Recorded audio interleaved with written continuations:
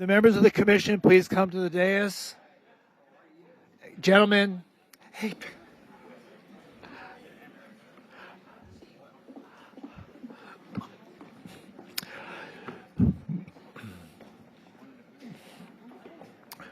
So welcome everybody, and thank you for being here for the City Commission of Fort Lauderdale regular meeting this February 17th, 2026. We have some exciting things happening tonight, so I just would like to begin tonight by letting you know that we start our evening with a Pledge of Allegiance, and tonight we are going to be joined by Skylar Fullerton from the 4th grade, Gateway Christian Academy in Oswald Park, who's going to lead us in the presentation. Please rise. How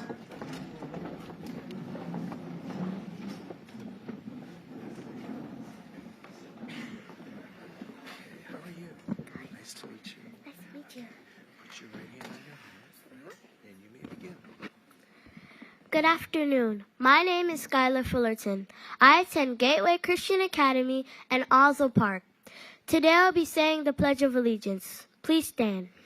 I pledge allegiance to the flag of the United States of America and to the republic for which it stands, one nation, under God, indivisible, with liberty and justice for all. Thank you. Very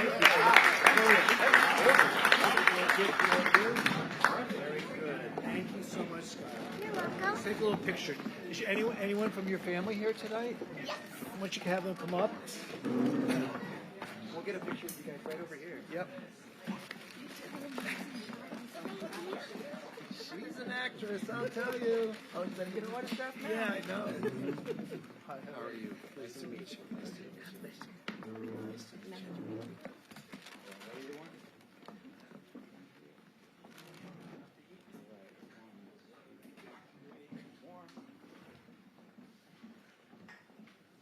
Great, thank you so much. See you soon. Thank you.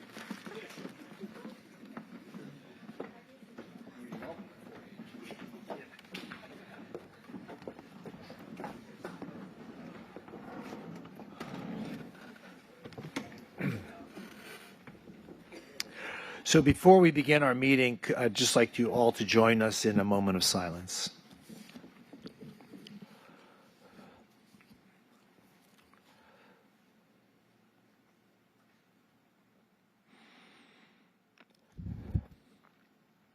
Thank you. At the beginning of our meetings, we take this opportunity to acknowledge our retirees, people who have worked with our city and have made great inroads for the city to continue to grow and prosper as it has over the many years that they've been here.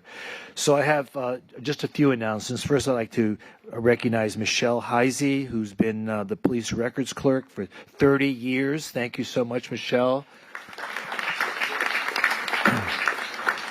Daniel Medina, paramedic firefighter, who's been with us 26 years. Thank you so much, Daniel.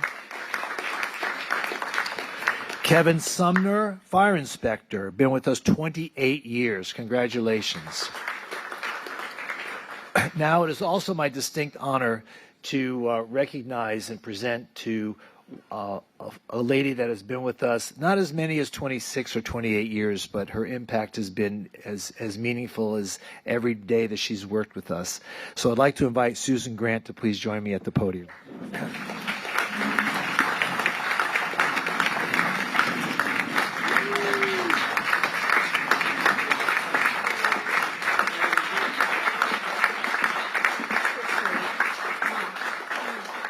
Not a check for $1 million. That's coming later. But first of all, it's my honor. Oh, look at that. You didn't have to give. Oh, for her. Okay. Look at that. And you didn't even have to sing an aria. Wow, isn't that pretty? Gorgeous. Gorgeous. They smell like it. Yeah. Oh, they're silk. Oh, nice. No, I'm just kidding. So Susan, you've how many years have you worked with the city? 6 years. 6 years, and she has been so great. She's stepped in when we needed her for when we were looking for a city manager. She was our interim city manager.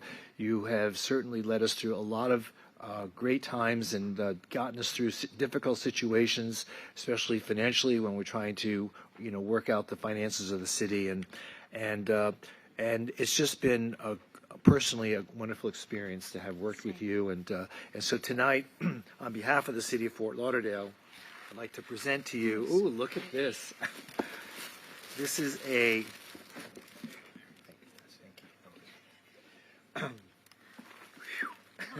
Susan Grant, celebrating your retirement with appreciation for your leadership and years of devoted service, February 18, 2026. And it's a picture of the city of Fort Lauderdale, so you don't forget us. Susan, would you like to say a few words?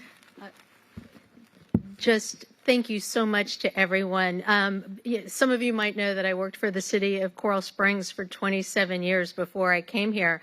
And I never thought that I would find another group of people that felt like family. And how lucky am I to have been able to work in two places that did just that. So thank you so much. It's been an honor, a privilege, and I won't be far. I'm a resident here in Fort Lauderdale as well. So thank you very much to all of you. Thank you.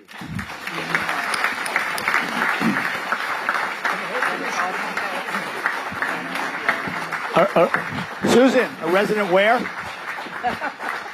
You'll note that it said she worked with Coral Springs for 26 years, and that's how long it took them to make her feel like family. It was only 6 years for us to make you feel the same. By the way, resident District 1. Okay.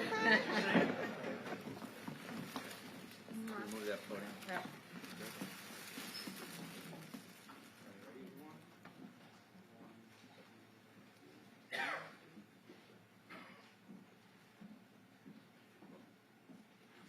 Thank you.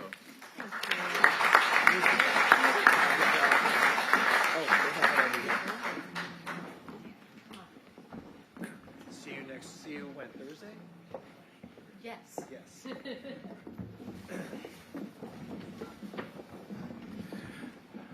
So I actually have another connection. So Susan and I actually sat on the audit committee for the school board for many, many years when Pat was the school board auditor. See, so we have like 6 degrees of Kevin Bacon. It's all 3 degrees of Patrick. And for those of you who have the time and are available on this Thursday after work, we're having a retirement party for Susan. So where is it at? I forgot where it's at. Oh, at the Tower Club. Ooh, fancy. All right. So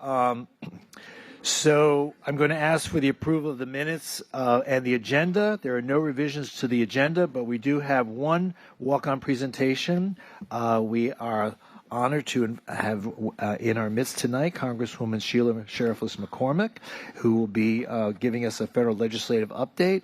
And but let us first, do I hear a motion to approve the agenda as amended and the minutes? Moved. Second. Been moved and seconded. Please call the roll.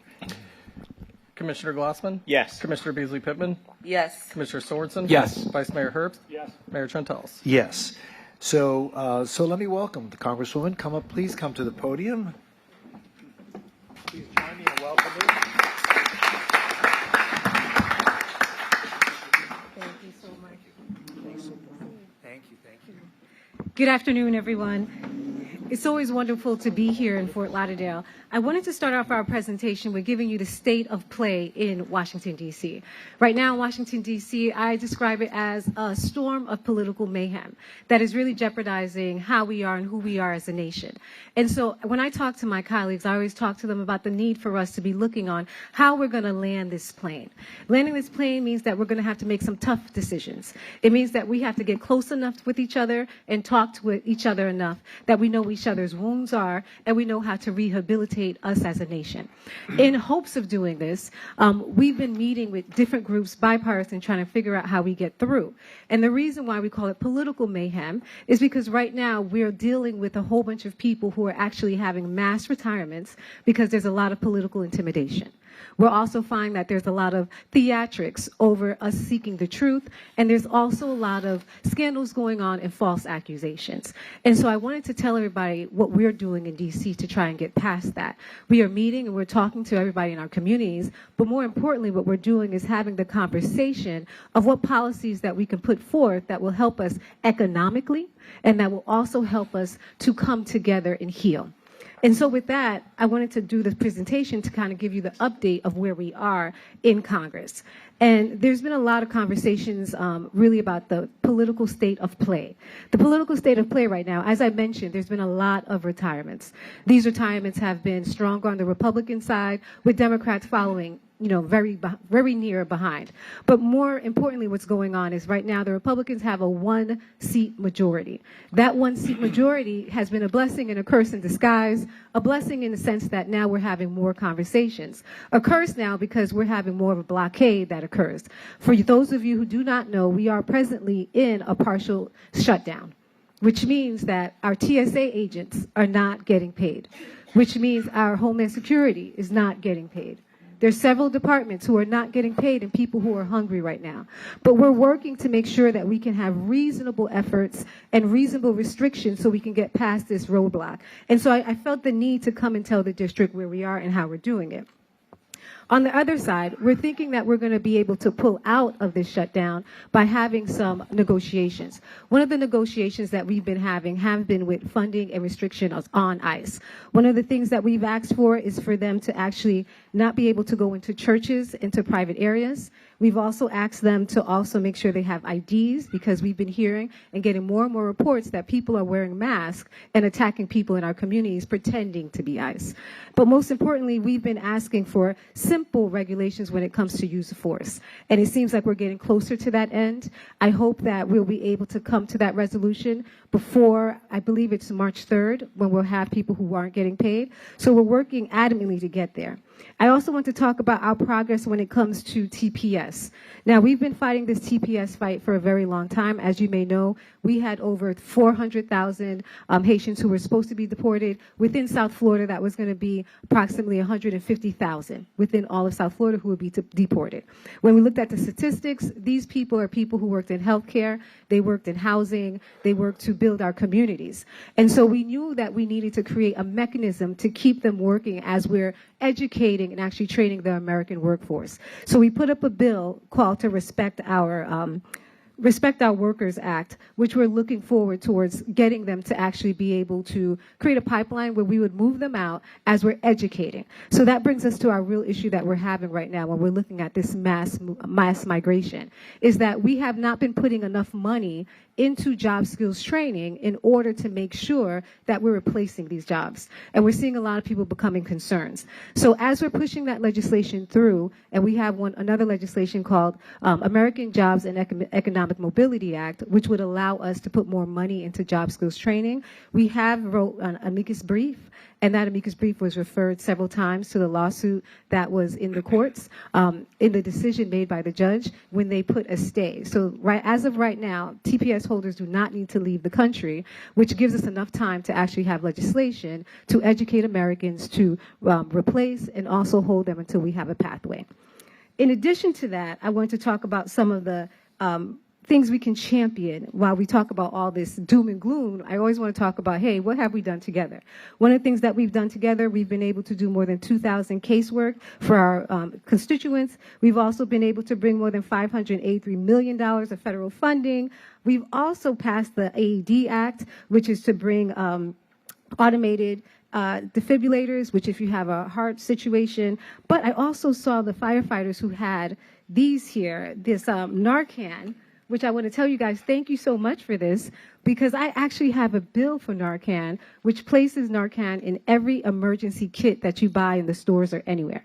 So when I looked at it, I said, oh, yes, we're on the same side when it comes to Narcan. And for those of you who don't know how important this is, we've been finding fentanyl in medication. When it comes to medication bought online, more than 75% has had fentanyl. And people do not know that. They think they're buying cheaper prescriptions, not realizing that there's fentanyl in it. So you may think that you don't need to have Narcan, but if somebody who's close to you buys their prescription online and doesn't know that it has fentanyl, you're going to find yourself in need of this very quickly.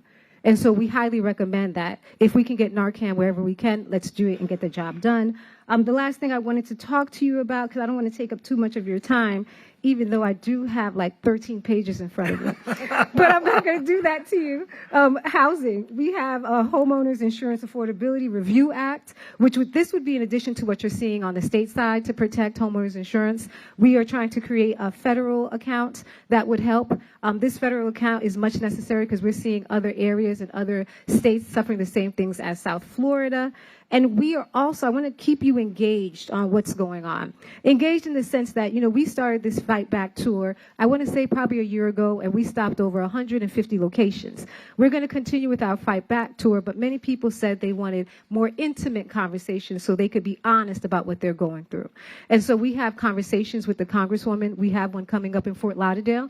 These are home conversations. Different residents have been hosting them in their homes where we could talk about really what is our priority, how are you being affected, and how we can come together as a community. As I mentioned, the goal is to land this plane in this political mayhem. And it's going to take a lot of us. It's not just one-sided. And that's going to take us being close enough to each other, actually empathizing with each other, despite what your background is, what party you is, because at the end of the day, none of this matters if we're suffering. And so I thank you for having me here today, and I'm open to any questions you may have. Great. Thank you so much. That's great. Does anyone have any questions of the Congresswoman? None? All right. Well, thank you so much for being here. It's really an honor and a privilege to know that you come here and you care about our community. So thank you so much for being here. I also want to say happy birthday to Commissioner Glassman. Oh, and Commissioner Herbst, Vice Mayor Herbst also. Oh, happy Yes. birthday to everyone. And I did want to mention today was the passing of Reverend Jesse Jackson. And as it is Black History Month, we celebrate him and we think of his life and we think of his legacy. And we also think of our responsibility during Black history to make sure that we're living up to the standard of unity, truth-telling, and also making sure that this country's inclusive for everyone. Thank you again. Thank you so much. Are any members of your staff here tonight? You want to introduce them? Oh. So these are our fearless warriors, I tell you. So the first one we have is Edward Mejia. Edward, you can stand up. He does all of our outreach. You probably see him everywhere because Yep. he is everywhere. We also have Nadej Liban. She's my district chief who's here. She's also everywhere. And then we have, where is she? She's taking pictures right there. She is our comms person, our digital person who's there. And she, Ajalon. And we have the baby who's here telling us we're doing right or wrong. Dynasty, do you want to raise your hand?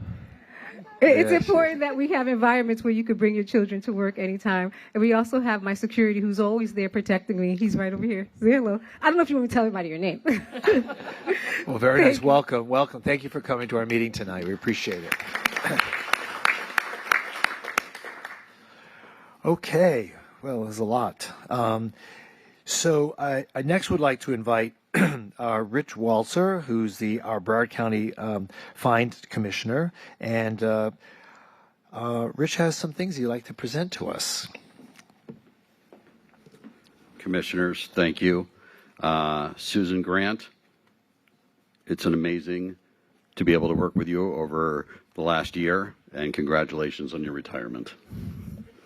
I am Rich Walzer, Broward County Commissioner of the Intracoastal Waterways, appointed by the governor. I've been fighting for the city of Fort Lauderdale and the Broward County municipalities in Tallahassee to be able to get funds for infrastructure, water cleanup, derelict boat removal, and today I'm going to be presenting a check for over $1 million to the city for infrastructure. And if the mayor could come down. So our check is going to be for the Riverwalk North replacement infrastructure, $1,032,636.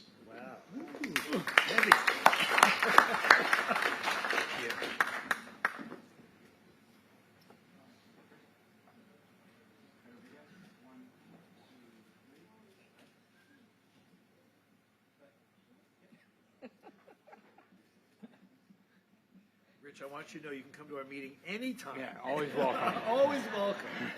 With or without a check. So, Mayor, this is, I think, $6.5 million this year, and by next October, we'll have over $15 million that I'll be bringing in from Tallahassee for the city. Yeah.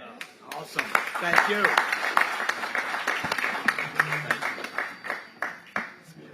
Rich, if you can hear me, North Fork River, District 3.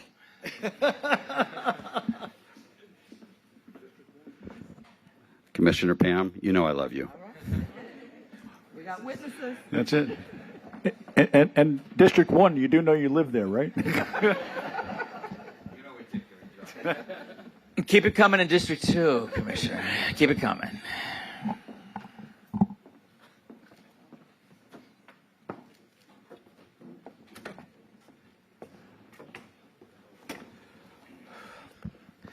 Okay, our next presentation is Fort Lauderdale Fire Rescue Department naloxone presentation. I'd like to invite our Fire Chief, Steve Golem, our Assistant Chief, Kevin Matt Green, Lieutenant Danielle Turpin, and Lieutenant Stephanie Silk. Please come to the podium. So good evening, Mayor, Vice Mayor, Commissioner, City Manager. I don't think that it's fair that I follow up Rich and his $1 million checks all the time. That's But this evening, What have you brought with you? Not tonight? $1 million. No, I brought a okay. bill. You can have a seat. No, we do have some grant funding this evening that Chief Green's going to speak to you about. But I want to take a moment and just introduce this amazing group and all that they do on a daily basis to keep our streets safe. We've seen an unbelievable change in our overdoses in the last couple of years in the city, and it's a direct reflect of the program that they've put together and been able to implement, as well as the grant dollars that they've been able to go after to make it successful. So Chief Green is over EMS and Mobile Integrated Health. I'm going to let him talk a little bit more about that program.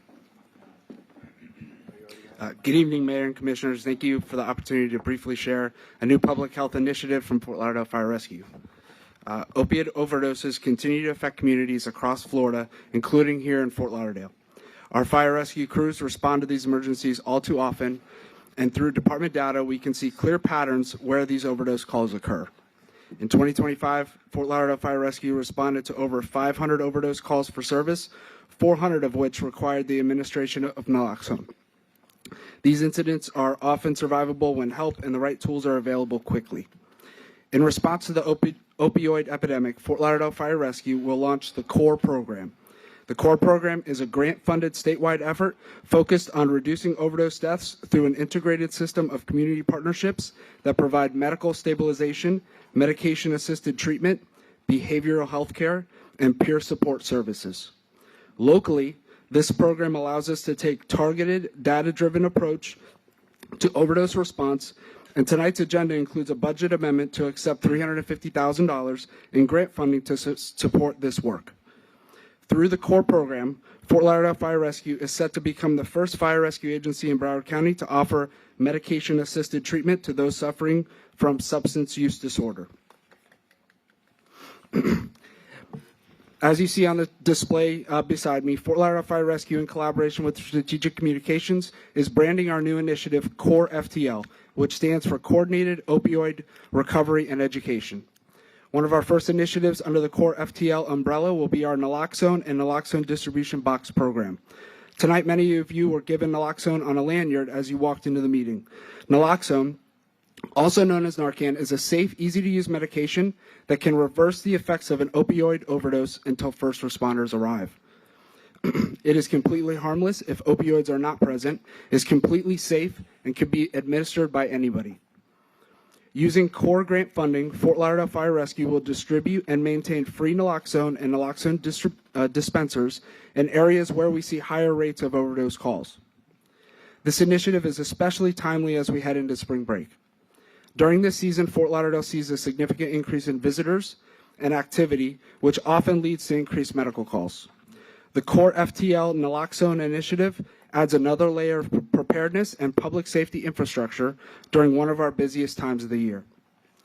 Along with hotspots we identify, we are also urging local business owners and property managers who are interested in hosting a naloxone dispenser to contact Fort Lauderdale Fire Rescue. We can be reached by email at coreftl@fortlauderdale.gov or the phone number on the screen above. Our department will evaluate locations, provide training and guidance at no cost. Core FTL is a proactive step towards saving lives, and we appreciate the Commission's continued support as we work to keep our city safe. Thank you. Thank you.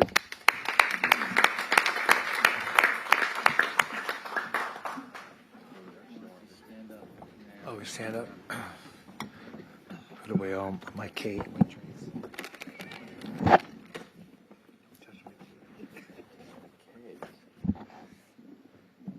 Oh, we have the dog too. Yes. Whatever happened to the Dalmatian? 2.0.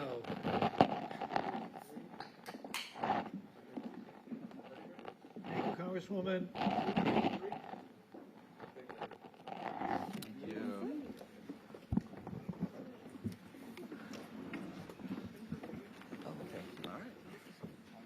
It's a little tough to carry in your purse. Oh, should you?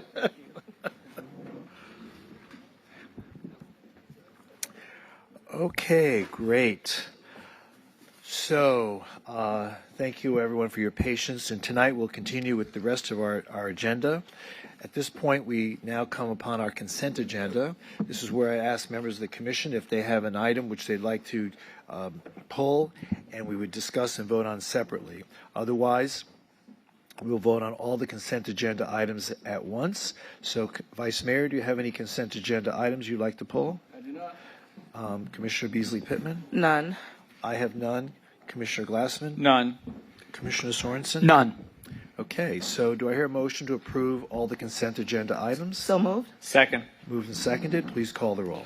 Commissioner Glassman? Yes. Commissioner Beasley Pittman? Yes. Commissioner Sorensen? Yes. Vice Mayor Herbst? Yes. Mayor Trentalis? Yes, and all those consent agenda items are now approved. So if you came for one of those items, your item's now been approved. So you're welcome to stay for the rest of the meeting. Moving on to M1, this is a motion approving the fiscal year 2027. Mayor? Just an inquiry. I don't know if you were still planning to go back to the conference items. Oh, right. The- We said, the well, commission? it's going to be a short We can meeting. go at the end, Mayor. Yeah, it's going to be a short meeting. Yeah. I'm sorry, I did remember Sorry. saying that. That's okay. Okay, M1, motion approving the fiscal year, but in the future, I Yeah. agree. Good. And so in the future, Instead of waiting till the we don't end. know how long the conference meeting is going to last, but we're going to put the commission reports at the beginning, like with the communications. Okay. All right. And So then- if conference goes long, then the no. commission. I'm saying put the commission reports right after communications on the conference meeting agenda. Oh, okay. All right. Move Yes, it up. We can do that. Yes. Okay. Motion approving the fiscal year 2027 City Commission priorities. Anyone have any questions with regard to that? Thanks for the updates to this. Looks good. Thank you. Are there updates? Just the minor adjustment of incentivizing businesses and stores and dry cleaners and groceries across the city, Mayor. That was it. Well, that's something we did discuss about trying to promote infill businesses in mixed-use redevelopment areas like Flagler Village and so forth. But the first draft just said Flagler Village, Exactly. so now it's more encompassing of the entire city. The whole city. So they the made draft the said update. just Flagler Village. Okay, I get it. And, Okay. and the other update was to include a museum as part of the federal courthouse option. Yeah, I think that's Vice Mayor suggested that. I don't know where that comes. Did they have a selected list or preferential list? So we're waiting on some feedback from them at this point.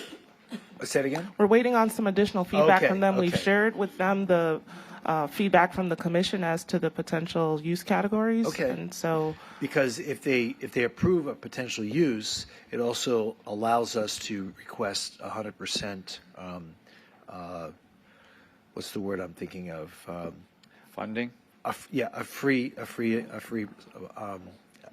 So we're also waiting on them to let us know what type of funding opportunity there would be or discount, if discount. any. That's something. A If any, discount. yes. Right. 100% discount on the actual cost of the structure. Okay, so do I hear a motion to approve M1? Moved. Second. Been moved and seconded. Please call the roll. Commissioner Glassman? Yes. Commissioner Beasley Pittman? Yes. Commissioner Sorensen? Yes. Vice Mayor Herbst? Yes. Mayor Trentalis? Yes, and M1 is now approved. M2, a motion approving an amendment to the Microtransit Pilot Services Agreement with the Circuit Transit, Inc. to transition services from the Piggyback Pompano Beach Agreement, number P-29-20, to the city's agreement pursuant to the RFP number 161 for downtown and Galt Mile service areas. Got all that? Any questions with regard to M2? No one signed up to speak. Please call the roll. Will someone make the motion to approve? Yeah, Mayor, I'd like to make the motion. Just, this partnership between the city and Circuit continues to go just very well, and more of it, the better. So thanks for that partnership. Milo's leading that, and Jason. Move to approve, Mayor. Second. Move to second. So to your point, the county, I was at the MPO meeting this past week, and the county is looking to spend almost $250 million, I said billion dollars, on new buses. And I said to them, since most of those buses go empty, I said, have you ever considered contracting with Circuit to perhaps engage people with the app that they have and bring people to where they need to go? And it's a much more efficient and cost-effective way of accommodating those that need to get around who don't have cars at their disposal. And it went in one ear and out the other. So, anyway, they rather spend, and that's all surtax money. By the way, 45% of it comes from the city of Fort Lauderdale. Right. Anyway, okay, please call the roll.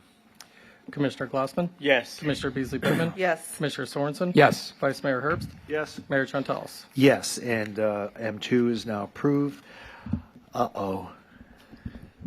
R1, City Clerk Annual Performance Review. Move to defer.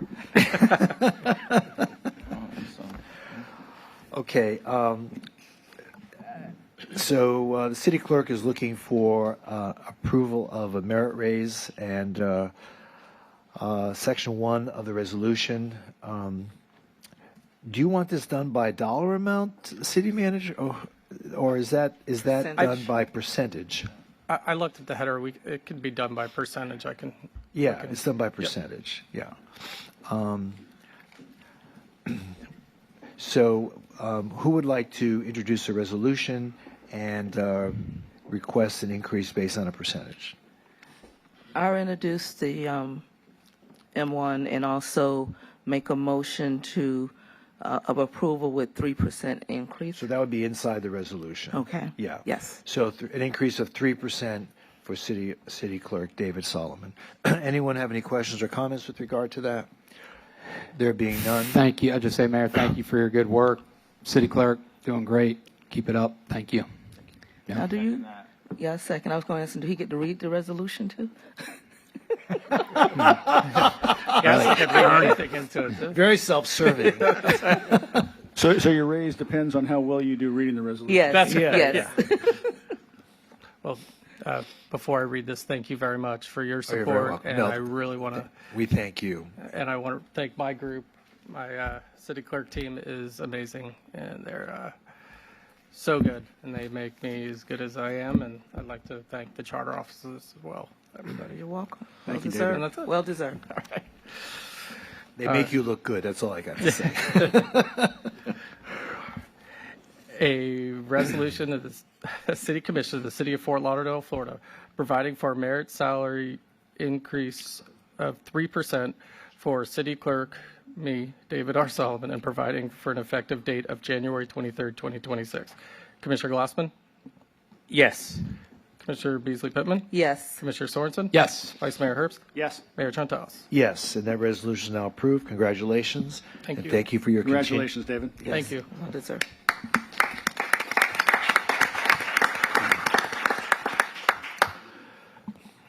You want your picture or something? No. Okay, moving on to public hearing 1. This is a quasi-judicial de novo hearing. Consideration of a motion to reject, approve, or amend the decision of the Board of Adjustment denying variance requests. This is case number PLN BOA 2404-0001, 2436 Cat K Lane. Anyone wishing to speak must be sworn in, and the Commission will announce any site visits, communications, or expert opinions received and make them a part of the record. If there are 2 or more members of the Board of Adjustment that may be present and participate in the discussion at this meeting, you're welcome because it has been noticed. Is anybody here from the Board of Adjustment? No. Okay. Okay, Vice Mayor, do you have any disclosures? Let me double check 1 second. I don't believe so. No, I do not. Commissioner Beasley Pittman? No disclosures. I believe I had a conversation with Alan Bogdanoff on this. Commissioner Glassman None. and Commissioner Sorensen. Yes, Ellen Bogdanoff. Okay. Is there any script I need to read with regard to the de novo hearing, or just begin the? Do you want to?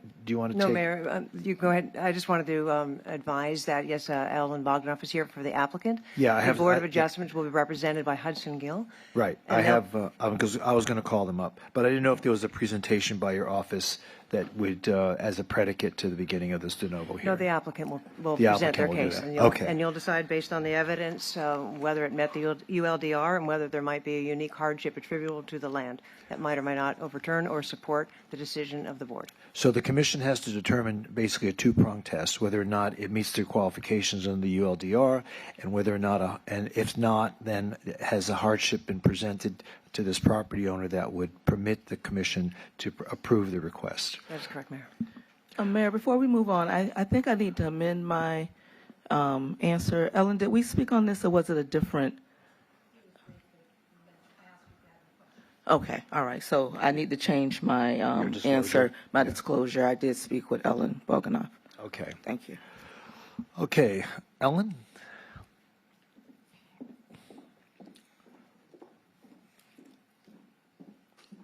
Mr. Gill, are you here?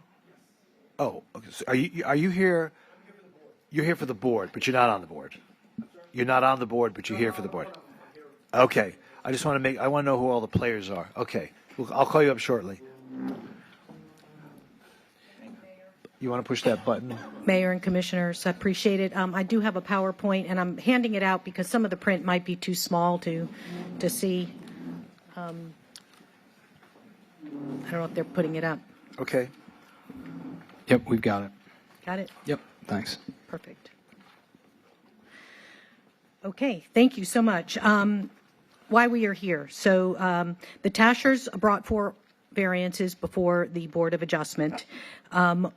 It was discovered after they enclosed their carport, and they just put up walls. They didn't do any electric. They didn't do any plumbing. It was reported where it's unclear as to who reported it. But when code enforcement came on the site, they noticed there was a shed in the back. They cited the shed in the back for not meeting code as well as the carport. When they went for an after-the-fact permit to comply, it was not moved forward simply because the shed in the back, which was put there in 2013, was not in compliance with the code. The 4 variances were 3 for the shed and 1 for the carport. The Tashers purchased the home with the existing footprint, and there were no open permits when they went to do their due diligence. All of the permits were closed. They purchased the home, and part of the cost of that home was the shed. It's a sizable shed. It's 10 by 20, although the permit says 10 by 10, but it's 10 by 20, and it was significant because those lots in Lauderdale, Iowa are rather small, and they needed the extra storage, which is also why they enclosed the carport for the storage. It went before the board in July of 24. and the 4 variances were denied. They went back again in November of 24, and they were denied again. It is important to note that the variances failed with a simple majority, voting to support, and a supermajority was required at that time. Based on the code changes today, it would have passed back in July and November.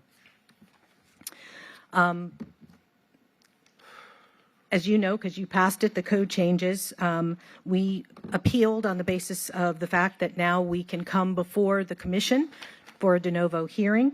And on January 20th, 2026, the commission voted unanimously to approve a de novo hearing, before, which we are here today to go over. The house was originally built in 1955. They paid over $1 million for the home. Again, in large part, it's on the water. In 1955? No, it was built in 1955. The Tashers purchased it in 2022. Okay.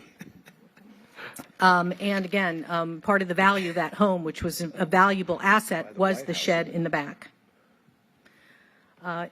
In preparation for the hearing, we did do a public notice. This is in the rear of the home facing the water, and this is the front of the home. We checked up until the last day, and it was still there.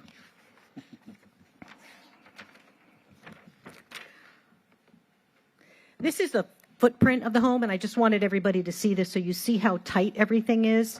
But it hasn't changed. The footprint of the home hasn't changed since 1955 when it was built. And again, the footprint of the shed has not changed since 2013 when it was put in by the prior owners. This is the shed, and this picture was taken in 2013 when the shed was installed. I don't know about you, but it doesn't look like a square to me. I mean, I did okay in geometry, but this looks a little bit more like a rectangle. But this was the shed, and this was a picture is in the city records. This is what the shed looks like today, and this is from the rear view. In one of the hearings, just as a note, the gentleman who lives directly across the canal came in support of the variances because he is not bothered by the shed, and he's the only one who can actually see it.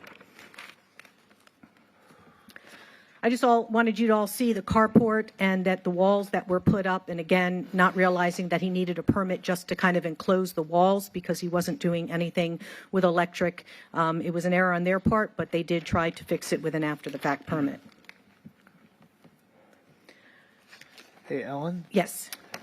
Not that it matters, but as you look to the aerial view, I assume that the shed is in the upper left-hand corner? Is that the shed? Or is it correct. Is it in the upper left-hand corner Correct. on the water side? Okay. Correct. Which is a rectangle? It is a rectangle. And you flip the page. Did the shed grow? It was the same shed from 2013 when it was installed, but I can probably explain to you how that happened when I get to the next slide. Okay. But there are 4 variances, and the amount of variance is minimal just to be in compliance. So of the 4, and for that shed, it is too close to the actual structure of the home. That was one variance. The other is the setback on the water side and the setback on the rear of the shed with the neighbor. This is the telling piece. This was the original This was the original application. And strangely enough, and we don't know why, and we have not been able to kind of go back to 2013 to figure out what transpired, but you will notice that the application was filled out, and at some point somebody crossed out shed, a number, and put in 10 by 10. Okay. This was the permit that was issued. It shows 10 by 10, and it was approved. For the 10 by 10. For the 10 by 10. But today it's 10 by 20. It was always 10 by 20. And when the original application was submitted, we believe it was submitted with 10 by 20, but for whatever reason, because it was approved and it was said and done, somebody just kind of signed off on the permit because the permit was closed by the city. Okie doke. So we're here today. This is the section which is the criteria for the variance. The Board of Adjustment clearly focused on D, which is the unique hardship that is not self-created by the applicant or his predecessors, nor is the result of mere disregard for or ignorance of the provisions of the ULDR. Bottom line is that the Tashers purchased the home and the permit was closed. It would be reasonable to assume that it was legitimate or was legal because there was no open permit. If it was not built to code, that permit should have never been closed, and the prior owner in 2013 should have corrected it. And we can assume that the predecessor, whoever installed it, somebody signed off. So whether or not they realized that it should have been 10 by 10 or 10 by 20 or whatever it was, the city signed off on the permit. So, and we can't go back and recreate history to know what happened in 2013 when it was first installed. This was an order imposing a fine because... Ellen, yes. can I just back you up? So I'm Sure. just looking at a couple of things on these. So as I'm looking at this permit, it says it's a prefabricated shed, right? Correct. So I put in a prefabricated shed from Frank Sheds. So they deliver it and they drop it, right? Correct. So that's a prefab. So typically there's no misunderstanding a 10 by 10 from a 10 by 20 when you're buying a prefab as opposed to stick construction. So it's a little confusing to me that they would say it's a 10 by 10 prefab when it's clearly a 10 by 20 prefab. The other thing is when I'm looking at the part where it was scratched out, just as I'm reading this is filled out, so we have owner's name. Did the owner pull this? Is this an owner pulled this? The prior owner Right, of the home? the prior owner, yeah. Correct. Because I'm just looking at the handwriting on this entire thing, and that 10 by 10 is the same exact handwriting as you see with like total job costs. The zeros are exactly the same. So it was clearly written by the person who filled out the application. It's the same handwriting, same pen, pretty much looks like it was all done at the same time. Arguably, I'm not a handwriting expert, so the zeros are similar in nature. So if you look at the numbers down below, where it's got $2,355.00, the zeros are pretty much written with the same loop structure. Just I don't know actually. We don't know actually who ended up filling out this application. I mean, we can assume that it was Bradford Schaefer, but it could have been somebody else who completed it for him. Bottom line is that we all know the shed is not 10 by 10, but the city inspected, the city had pictures of it, and the city signed off and closed the permit. And for the Tashers, they were kind of, I guess you would say, victims of something that was done without their knowledge.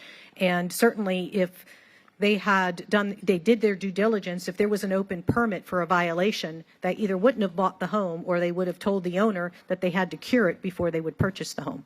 Mm-hmm. So we believe that we meet all of the criteria, which I'm happy to walk through.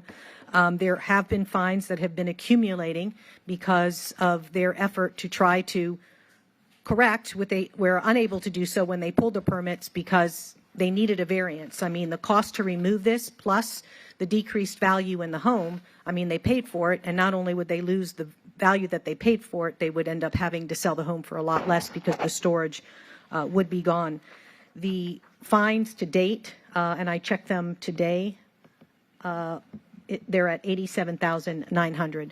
So we respectfully have $87,900. This has been going on since... What's 87,000? The fines. The fines. We actually have two requests. Respectfully ask that all 4 variances be approved so that they can become in compliance. Nobody has complained. Nobody came before the Board of Adjustment and said, we have a problem with this.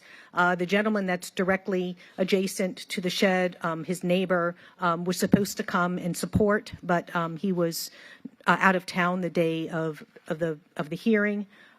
So we respectfully ask that all the commission approve all 4 variances and waive the fines if the variances are approved, since they would be in compliance.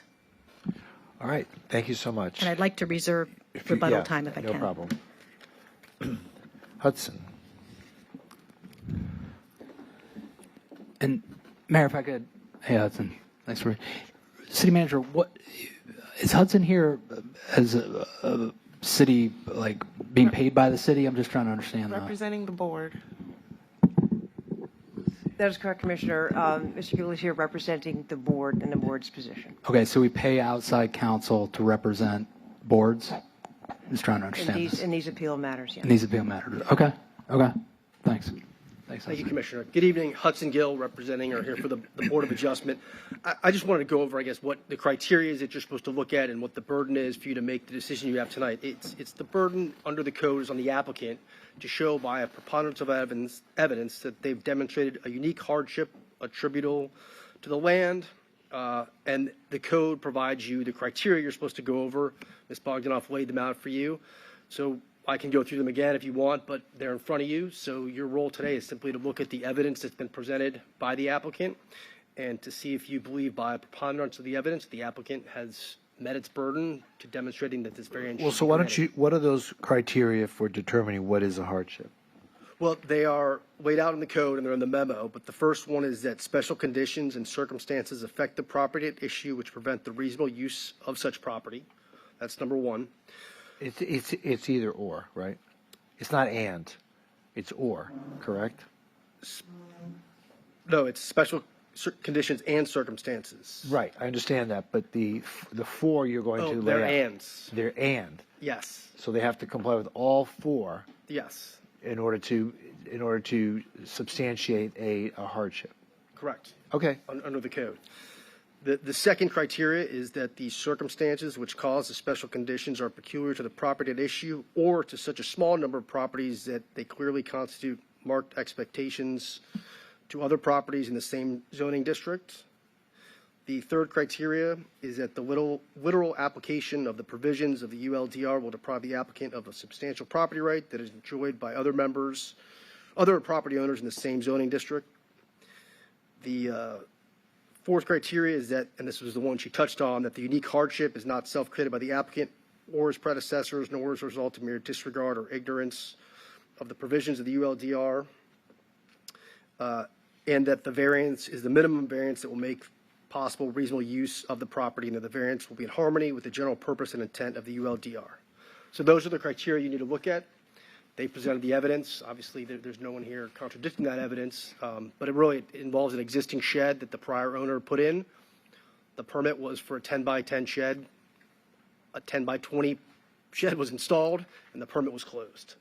So those are really the facts that lay out this. Funny how those things happen. Anyone have any questions of Hudson?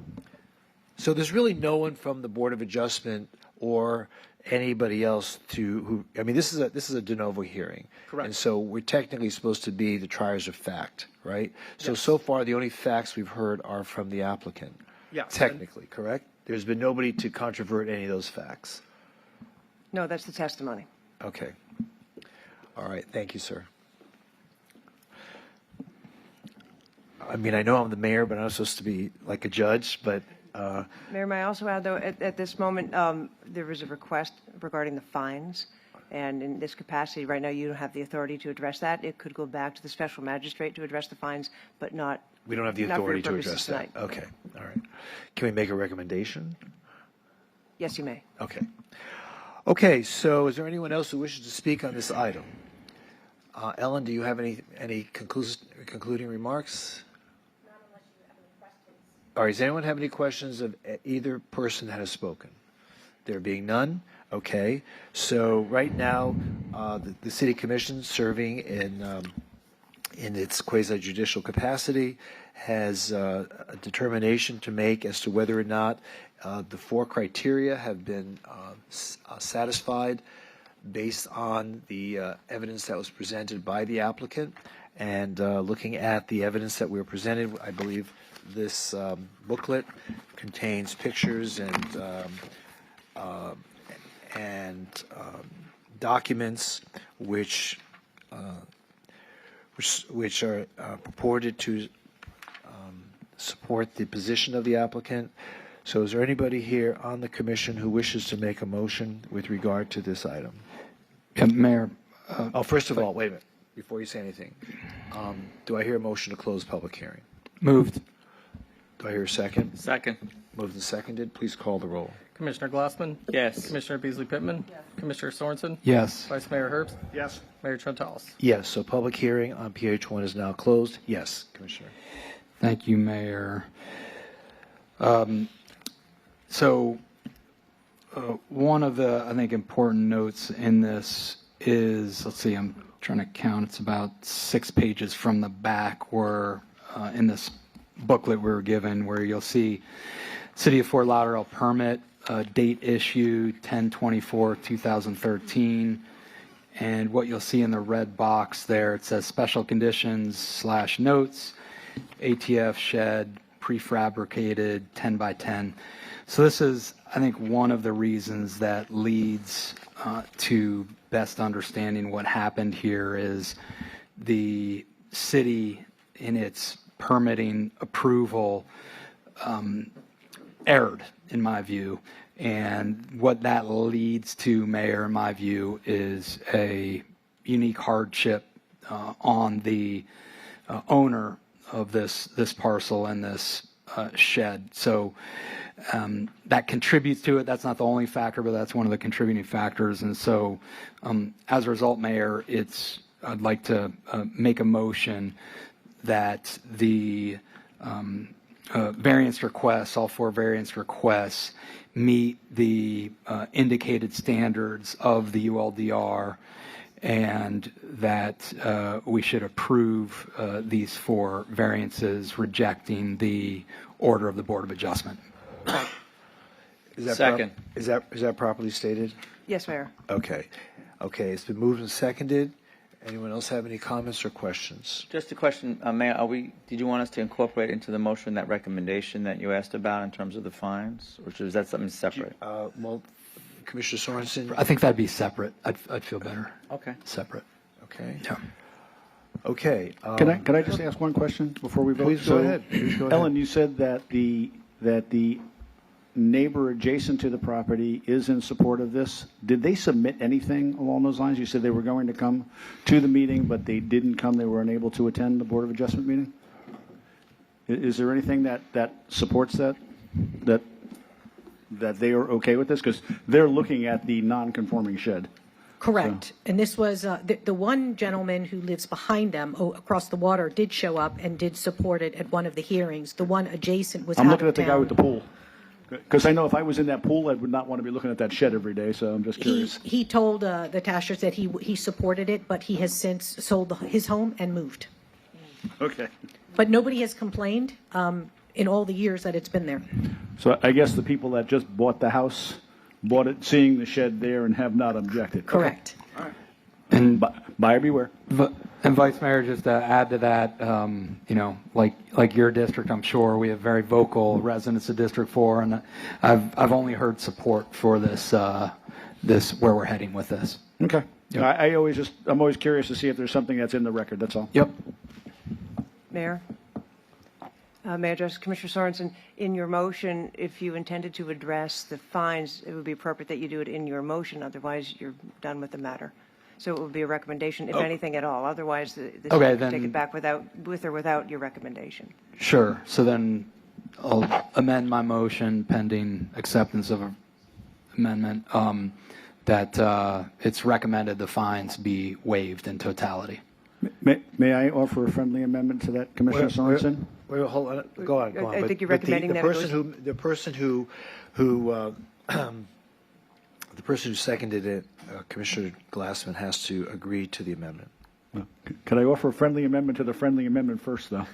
There was a word in there that I'm troubled with. When you say waived in the totality, we typically only waive that portion of the fines which exceed our hard costs, because we incur hard costs to go out and conduct inspections and things like that. So we generally don't waive those. So I'm okay with waiving the fines, but we typically make an exception as to the actual costs that we incur on staff time and things like that. So if you would consider that as you make your amendment, May I make I a would be more recommendation amenable as well? to that. I recommend that your recommendation is that it goes back to the magistrate, or it goes to the magistrate for review, for consideration of waiving the fines, not that you're recommending a specific waiver, because they can act only to that degree. Okay, great. So, Do we know what the hard costs Mayor, if are? I may, so in a case like this, a violation existed. The magistrate found that there was a violation. So what the applicant is doing now is taking the corrective action they need to do to correct that violation and be in compliance. So typically what we do is either go through an amnesty process or allow the applicant to go back to the magistrate and request a reduction or a waiver.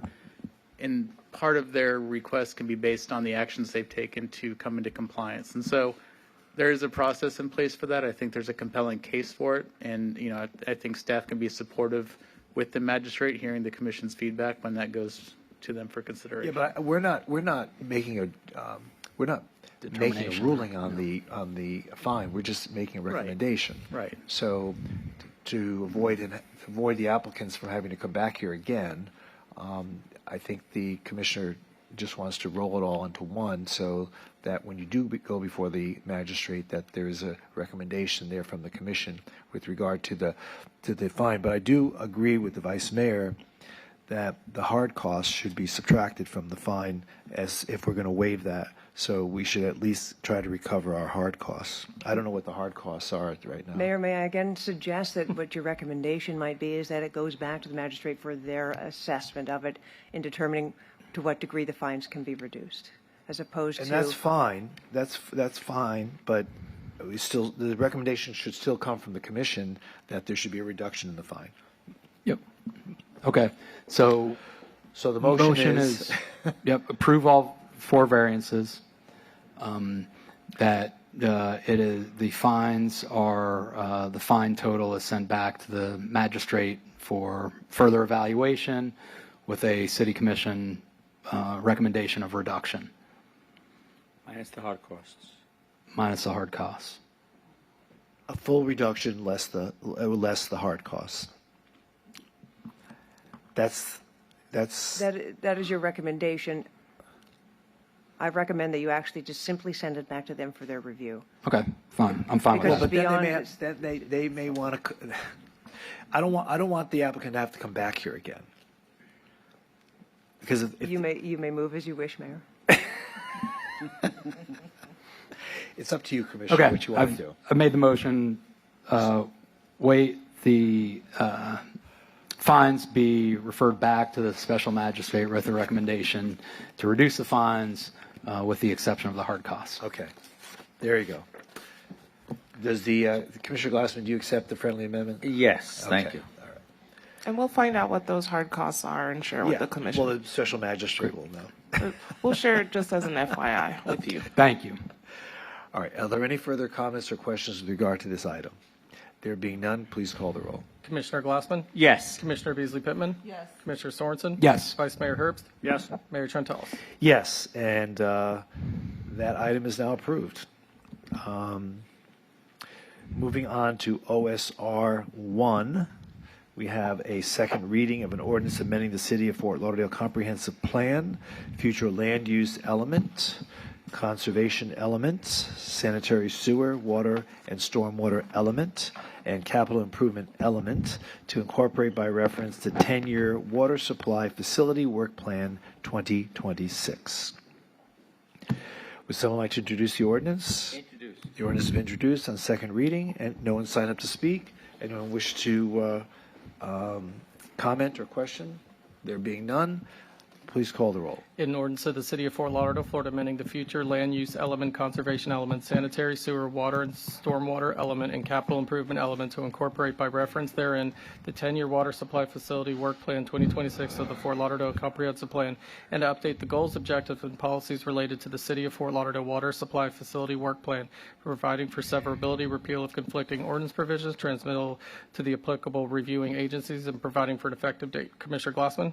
Yes. Commissioner Beasley Pittman? Yes. Commissioner Sorensen? Yes. Vice Mayor Herbst? Yes. Mayor Trentalis? Yes, and OSR 1 is now approved on second reading. OSR 2, second reading, an ordinance amending Division 8 of Article 7, Chapter 2, to establish an infrastructure advisory board. Someone like to introduce the ordinance? Introduce. The ordinance has been introduced. Anyone have any comments or questions? There being none, please call the roll.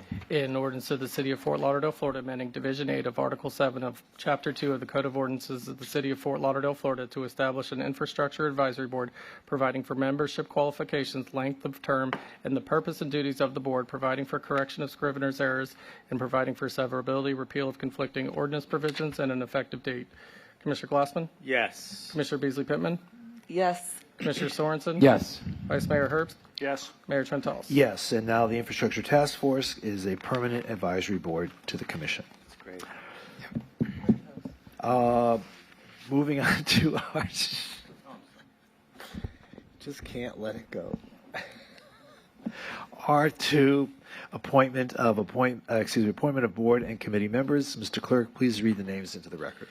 Thank you, Mayor. For the March 3rd, 2026 resolution, Beach Business Improvement District Advisory Board, Michael Berry, representing the Bee Ocean Resort, Fort Lauderdale, and Carlos Young, consensus, representing Marriott Courtyard.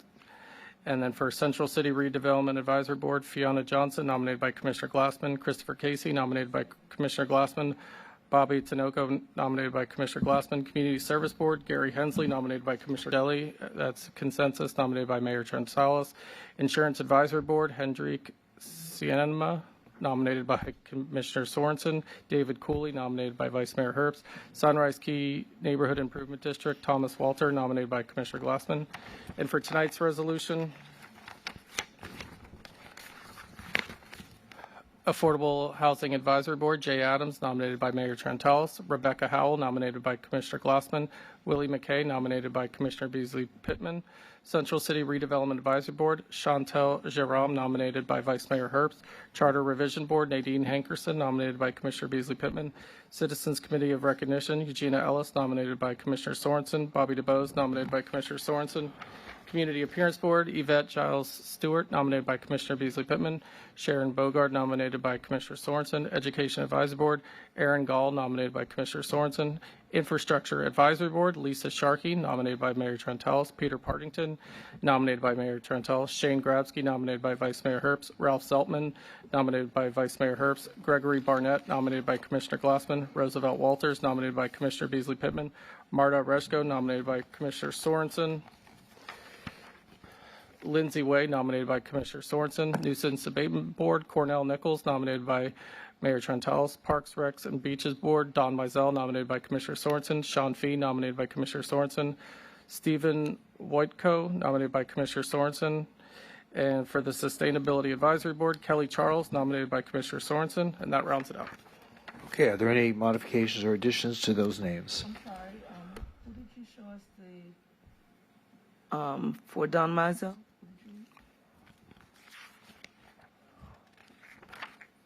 For Parks, Rec, and Beaches Board? But who has, did you show it as me? I thought. Yeah, Commissioner Beasley. I'm sorry. Yep. I heard Mayor's name. I'm sorry. Okay. Okay, someone like to introduce the resolution? Introduce. The resolution's been introduced. Please call the roll. A resolution of the City Commission of the City of Fort Lauderdale, Florida, appointing or nominating, if applicable, board and committee members as set forth in the exhibit attached hereto and made a part hereof. Commissioner Glassman? Yes. Commissioner Beasley Pittman? Yes. Commissioner Sorensen? Yes. Vice Mayor Herbst? Yes. Mayor Trentalis? Yes, and those folks are now members of those boards or committees, and I want to thank them for their sacrifice and commitment to serving your community. Is there any further business of this meeting? There's nothing further. This meeting is now concluded. We'll now go back to the conference meeting, and we'll begin with with commission reports. Vice Mayor, do you have any commission reports? Yes, I do, surprisingly. So, two things. This is building on the conversation we were having earlier about our water bills. So I still have a lot of residents who are not feeling quite fulfilled about the conversation that we had today. They think there's a lot more to be done. So, City Manager, what I would like you to consider, please, is putting together a workshop where more residents can come out, because they didn't quite understand that today was necessarily an opportunity for them to come and hear a lot more about what's going on, and I think that they would benefit significantly from having a chance to talk with staff, talk with folks, from finance about the write-off process, talk with folks from utilities. There are people, again, that are looking at the actual meters and are wondering how they're being read, and frankly don't trust us. They think we're committing fraud upon them when we tell them, oh yeah, we're reading the meters, and they see 3 inches of dirt sitting on top of a meter, and they say there's no way you read that meter ever. So we need to have more of a dialogue to build trust with the residents, at least I know in my district, and I think from some of the other districts, like I said, that are being forwarded to me. So I'd like to have a dialogue about maybe having a workshop that we can invite people that is focused just on that one day.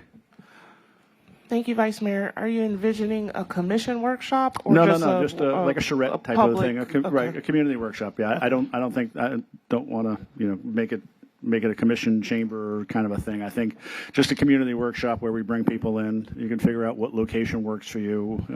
But I'd like to give people around the city an opportunity to come forward, talk to our staff, hear what they have to say, have an interactive conversation, and hopefully put some of these questions and concerns to rest. But we need to also communicate this a little bit more broadly. I hate next door with a passion, but that's where a lot of this dialogue seems to be taking place, and maybe this is where we reach out to people. Thank you, Vice Mayor. That's something that we can do, and I think that there's consensus to do that. Perhaps. Yeah, I mean, we need as much community input and outreach as possible, because this is for some reason District 1 seems to have a lot of leaky pipes. and it predates, if you remember, Mayor, this goes back to my predecessor, Heather. Heather was having this problems as well. with this for years. I know. And it apparently also, like I said, I've discovered now also seems to be a District 4 issue, because I'm getting lots of District 4 things being forwarded on to me. So. Well, it wasn't until my neighborhood became part of District 1 that I had problems. Anyway. There's just, I don't know what it is, yeah. But no, I think, again, I think it would go a long way to rebuilding trust in the community if we could have a dialogue and they have an opportunity to interact and bring their problems, their pictures, and everything. Again, they're posting videos online, and none of this looks good for us. And again, when people are starting to talk about initiating class action lawsuits against us, again, we've lost the confidence of our residents, and that doesn't look good for us. And so I think we need to get. We certainly are not in front of this issue. We're way behind on building that credibility. So anything we can do to maybe recapture the trust of our residents, I think would be worthwhile. Understood and agreed. Thank you. The other thing, so I've had folks from the district asking, where are we with Lockhart? What's going on? So that we've had no updates. I don't know what the status is. So where do we stand with all that? On what? On what? Lockhart. Oh, Lockhart. Yep. So folks are trying to know where we are with respect to the design, reconstruction, what's going on with our park. So folks in District 1 are sort of wondering what's happening. They see lots of activity with all the other parks in the city, and they're not getting updates on anything. So I don't, we get regular updates about the parks bond for everything else in the city, but we're not seeing any movement on what's happening with Lockhart. Do you want to say something, or you want me to say something? I defer to you, Mayor. I will follow up, though. Yeah. So when we were at a certain percent design, and we were ready to present that to the commission, you had decided that not you had decided, but people had come to you and you said your community did not want pickleball courts anymore. They'd rather have open fields. So the design people had to go back to the drawing board and redo the design. And so we will now have an update. When is it? So we plan to come to a March conference meeting with an updated site plan for the commission to discuss and consider based on some of the feedback that we received. We did recently have a meeting that included representatives of the development team, and they're doing some homework right now on how to potentially reconfigure slightly the site to accommodate athletic fields in addition to some open play spaces.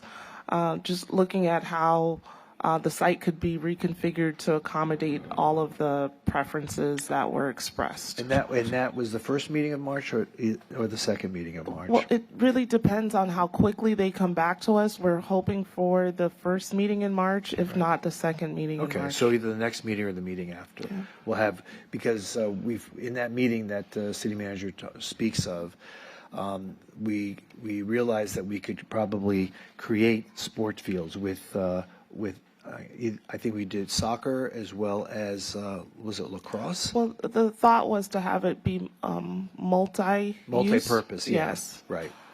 And we tried to do baseball, but they said there are issues with trying to include baseball in a multi-purpose field, so we excluded that. We took that out. So I guess I'm a little confused, right? So if there were meetings that are going on with them as a district commissioner representing District 1, I ought to be part of those meetings. Except that the commission appointed me to do the negotiation. And I think we're past the negotiation, Mayor. So you were appointed by the commission to negotiate a settlement, which I believe we've achieved, and we're past that. I don't think you're. No. With all due respect, I don't think you're in charge of designing a park in District 1 in perpetuity, unless I've missed something.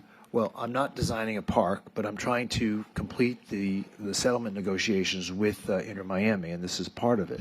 They were. Haven't we concluded? Wait, I'm sorry. Haven't we concluded the settlement? Didn't we vote on a settlement agreement? So there was a settlement agreement, and staff has been communicating with the developer.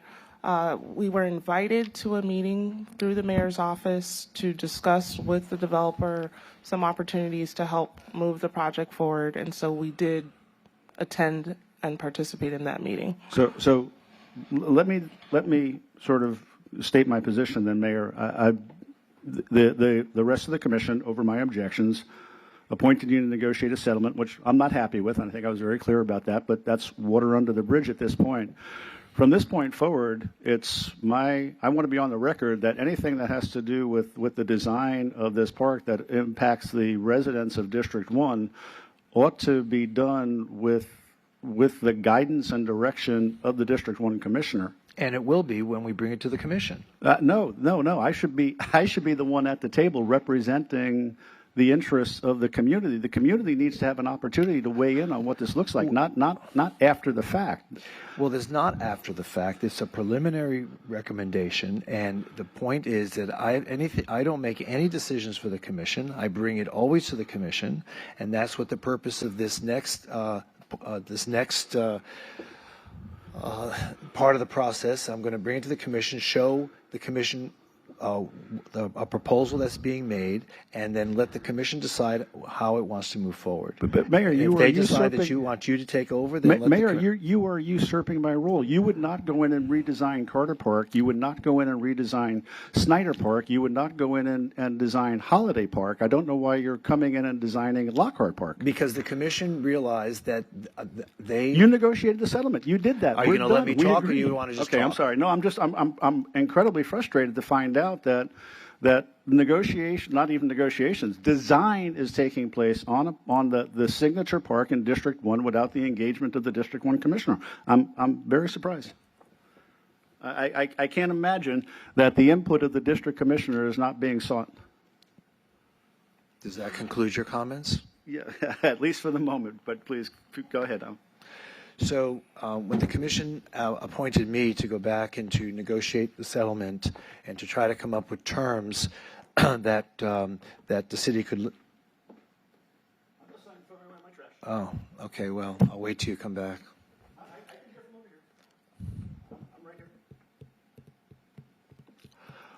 When the commission appointed me to resume the negotiations with Inter Miami, I participated in those negotiations. Of course, representatives from the city were there, myself, Jack Seiler, of course, the mediator, and representatives of Inter Miami were there. And we came to a conclusion as to terms that we felt that the commission could agree to. The commission did agree to those terms, and then at that point, they were prepared to help us build and participate in paying for a part of the Lockhart Park. At that point, and I recall very clearly that the design that was presented at that meeting, you said you didn't want anymore. You said that you wanted the pickleball courts taken out and that you wanted open playing fields substituted because you didn't think, you thought you were influenced by those who said that those in the fort felt that it was going to take away from the success of their investment, and therefore you didn't want a distraction on the north side of town to in any way interfere with the success of their investment. So we went back to Inter Miami and we asked them to redesign the site plan so that it took away the pickleball courts and had more playing fields. This was exactly under your instruction. No other decisions were made, but those were your instructions from the dais, which I took then to Inter Miami. I participated, Inter Miami participated, and as the city manager indicated, she participated, and that's all that took place so far. At that point, we asked them to come back to us, the commission, to show us what design that they could come up with that would fit in with our budgets and that was in compliance with the direction that you gave on the dais to the group that was going back to try to resolve this issue. So no one's doing things behind your back, and no one's doing anything in contravention with your intentions. And certainly, we all speak to the community. I speak to people in District 1 too, and people are very eager to see something come of this. And we are taking all the necessary steps to make it happen. So we'll see what happens in March. So my preference is rather than have you communicate to Inter Miami what I am asking them to do, I would rather communicate that myself so that they have a clear understanding of what it is I'm trying to accomplish. I don't like playing games of telephone. I don't need you to communicate to them what it is I'm asking for. And no, I do not believe that you are empowered by this commission to continue to, again, negotiate something that has already been settled. We are past the negotiation stage.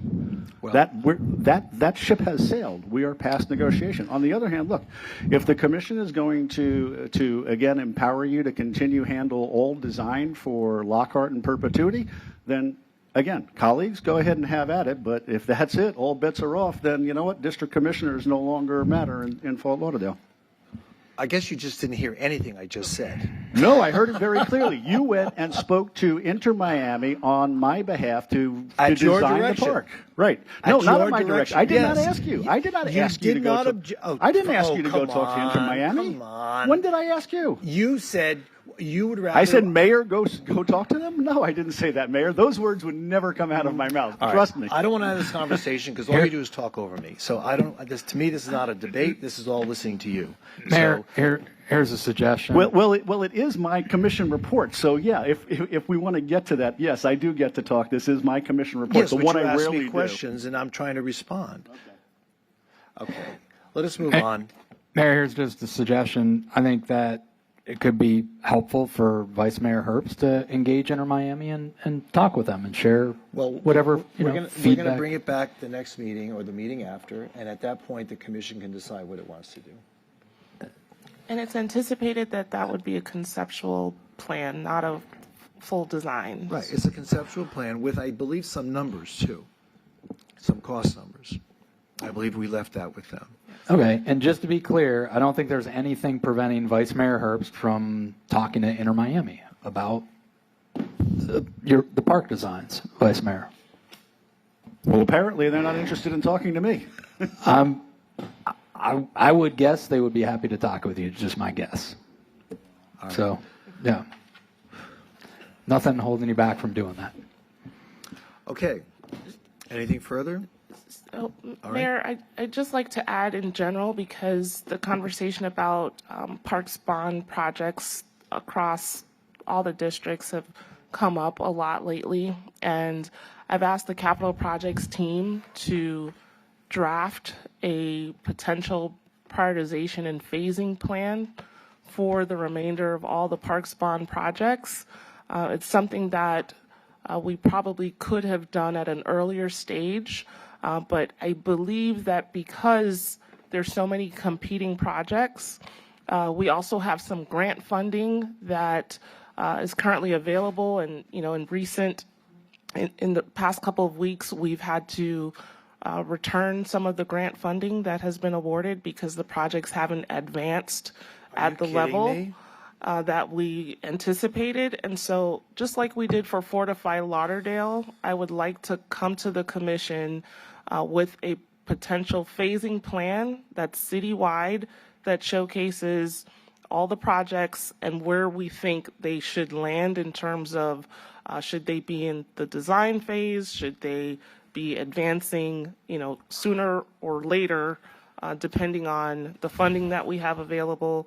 We also have some concerns about the tranches for the Parks Bond program. We've drawn down a lot of funding for certain projects, and those projects aren't moving as quickly as we intended, and so we need to reallocate those funds to make them available for some of the other projects that may be able to move more quickly.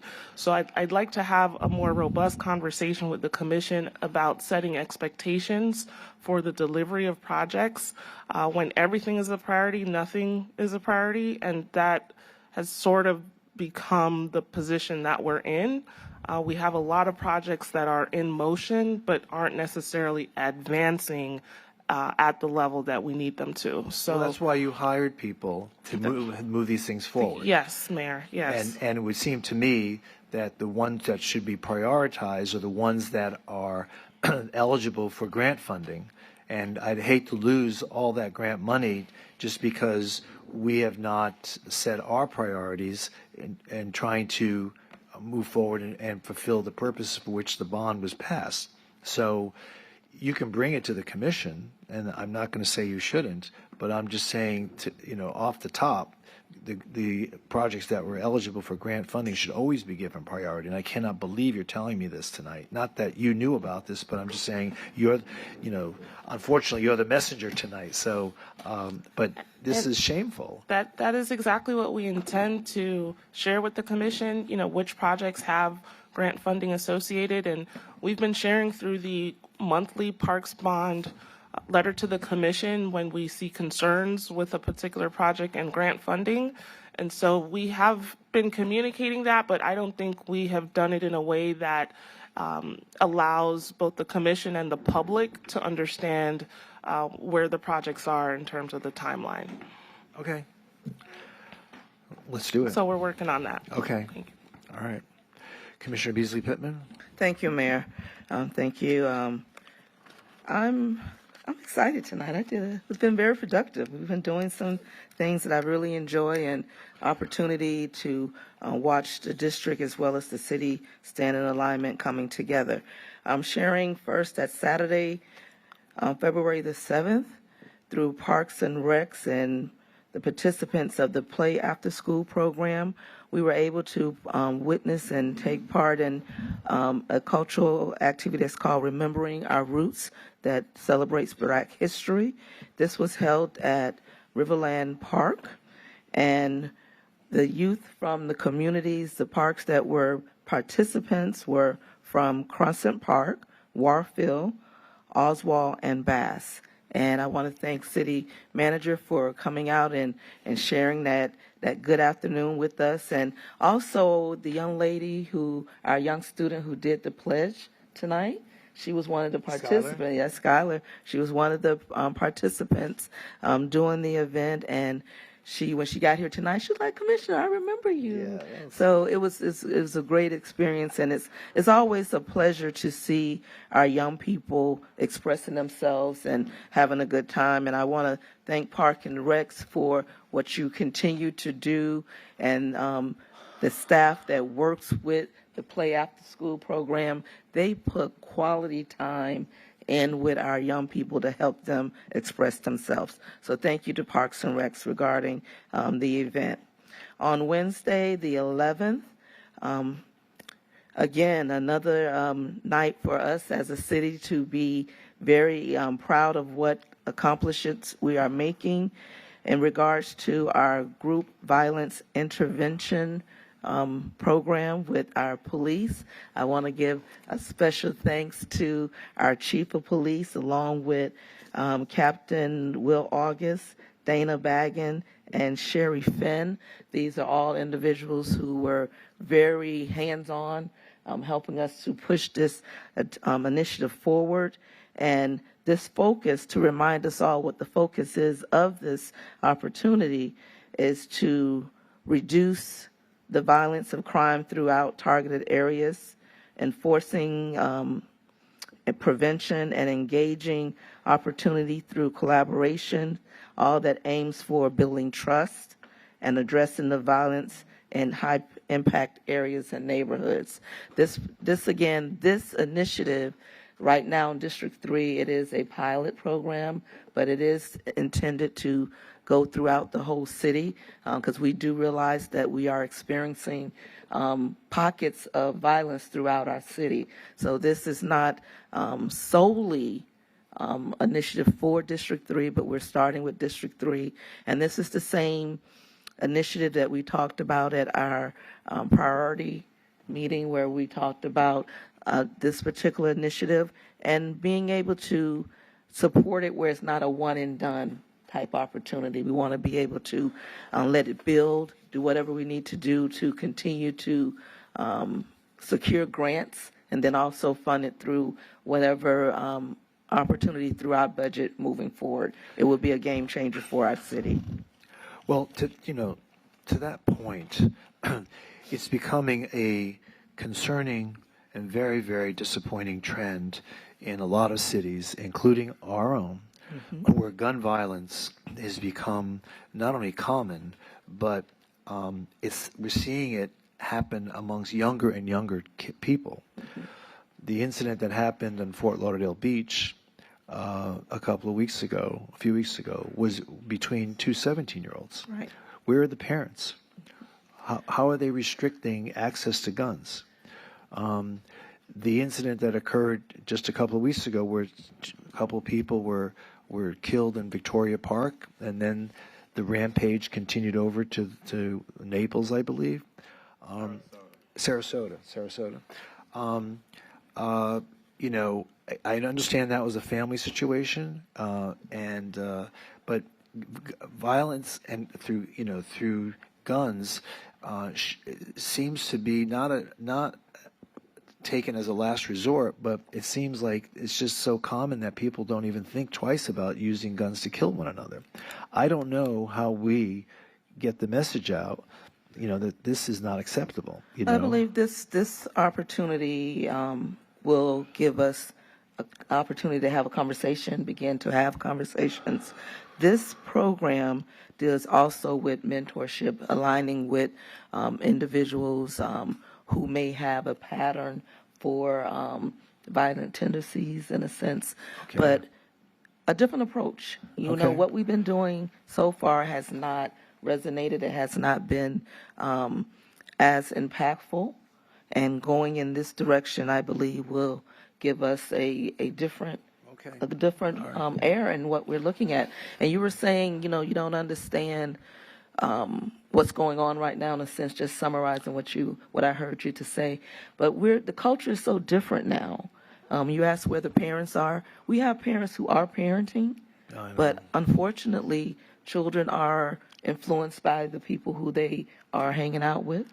And sometimes it's from two-parent homes. Sometimes it's from homes who have, what we have said, a faith-based home. Unfortunately, we're dealing with a lot of different scenarios now in this culture that we live in. Okay, but again, I want to thank our police department for hearing my initial concern about this when I first came into office. This is one of the conversations I had with PD, saying that we see this. What are we going to do to make a difference? And together with that collaboration, we were able to pinpoint a program that we believe will make a great impact in the city of Fort Lauderdale. Okay. All right. Also, I had a tour. I went on a tour of Prospect Lake Clean Water Center. Oh, how is it? We listen. I'm truly impressed. And if you recall from my voting record with this, I had some concerns because of the dollar amount. Understanding it was something we also needed in our city. I can't recruit that is a fact, I understand, but going out and seeing where we are now with the project and what it will provide for us as citizens, that clean water that we're looking forward to just being the norm instead of that tinge in our water, that tinge color. But I really, it was very impactful, and I'm looking forward to the ribbon cutting. I don't want to. Spigot. Oh, maybe that could be part of the ribbon cutting. Yeah. Turn on the water if everybody can see the water's clear. Thank you, Al. He was with us on that tour. Thank you for organizing that and being a part to help get some of the questions that I had answered. And again, we are looking forward to a great opportunity regarding our new water treatment plant. Also like to share, we all of us who were available and participated in the neighborhood support night.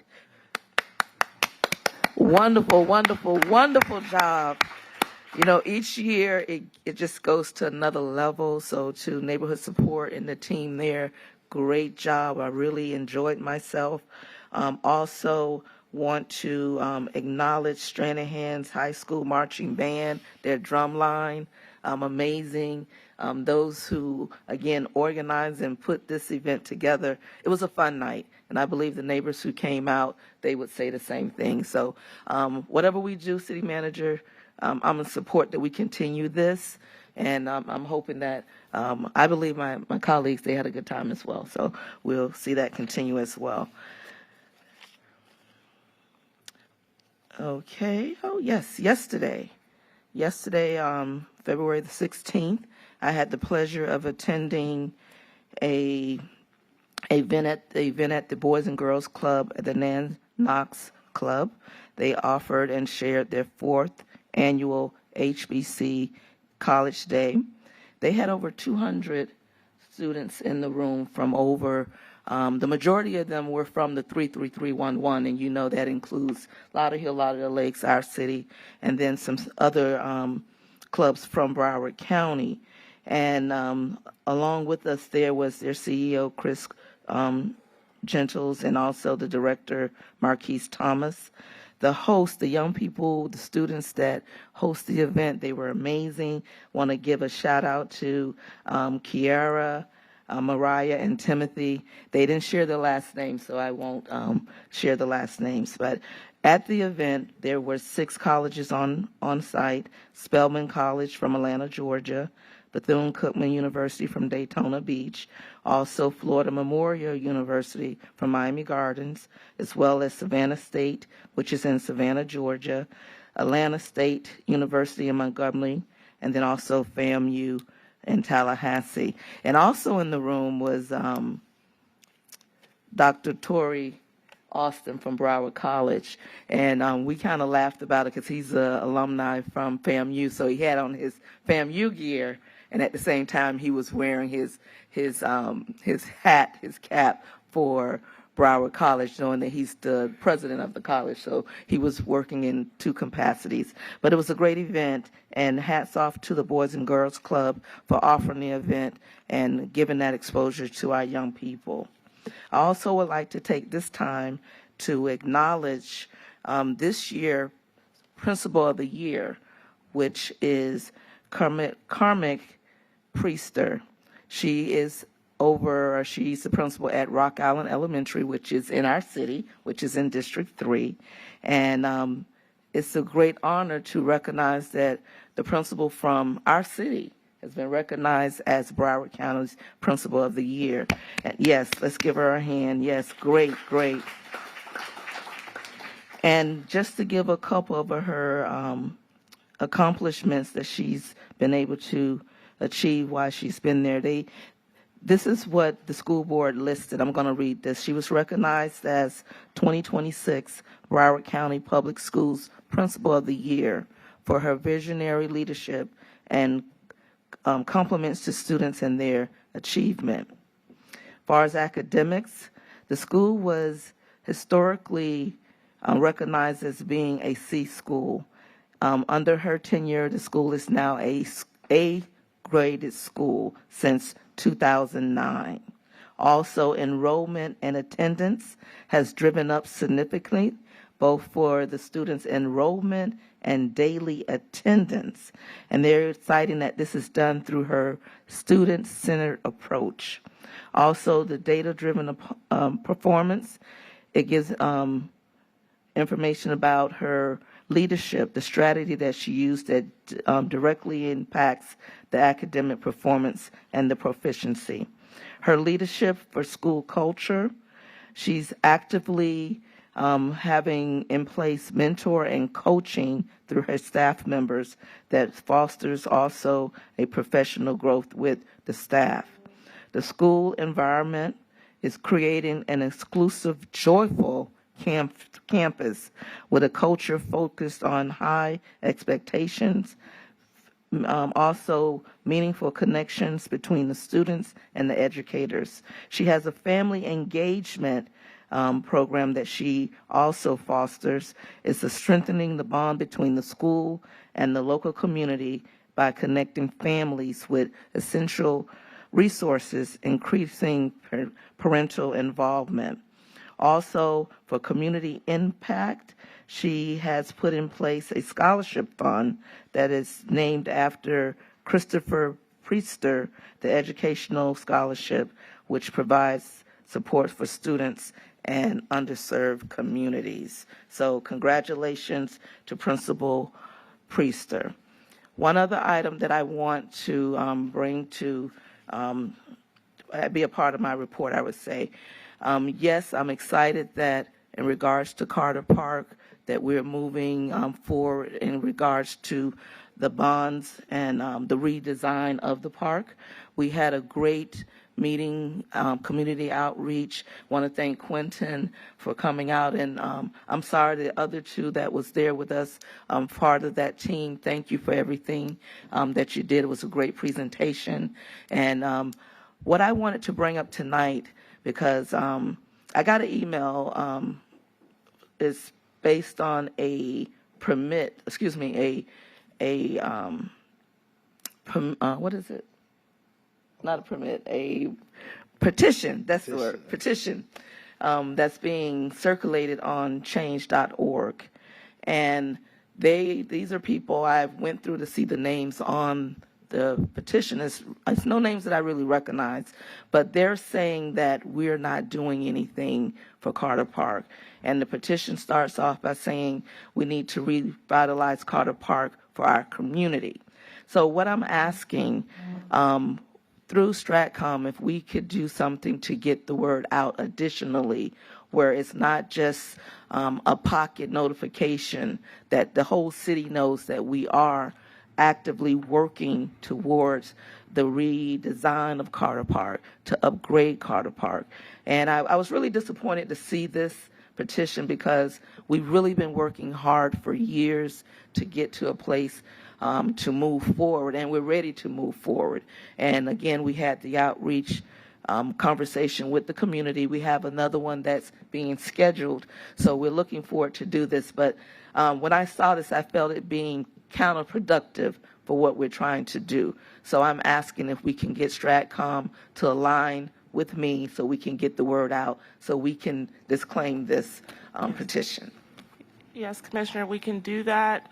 Thank you for making me aware of that. And, we are seeing that in some other facilities. And so we want to have not only that prioritization, but also the public education and the campaign to go along with it. Yes, yes. Okay, thank you for that. And Mayor, that concludes my report for tonight. Okay, thank you.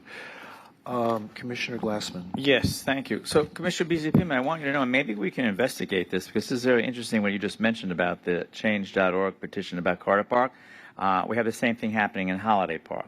Same petition. Okay. I'm just wondering, if we could maybe check out the names and see Yes. where this is coming from, because just so you know, it's mostly with regards to the children's playground area Yes. in Holiday Park, Mhm. and yet we have had multiple meetings with the Victoria Park Civic Association, letting them know why there have been delays, what they can expect though when this is happening, what else we've done in Holiday Park, like the Jimmy Everett Tennis Center, and also, just what's coming. The Iceplex. Yeah, a lot has happened, but there are, I know this is hard to believe, people that will be critical no matter what happens, and again, I know it's hard to believe, but I think that this might be a coordinated effort. That's why it's so interesting to hear what you're just saying about that. I wonder if it is the same group of people, and we've tried to explain to them every step of the way what's happening, and we have educated, but it's not, either it's just not being paid attention to, or whatever. So thank you for bringing that up. That was very interesting, and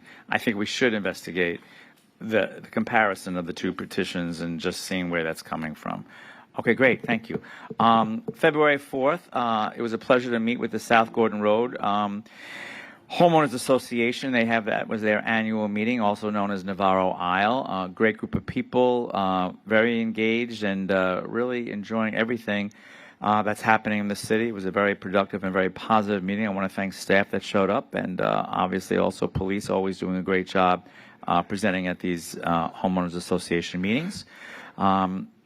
Also, that evening was the What's Next for 15th Avenue presentation at ArtSurf. Thank you so much to Transportation and Mobility and Lake Ridge for holding that meeting as well. What is next?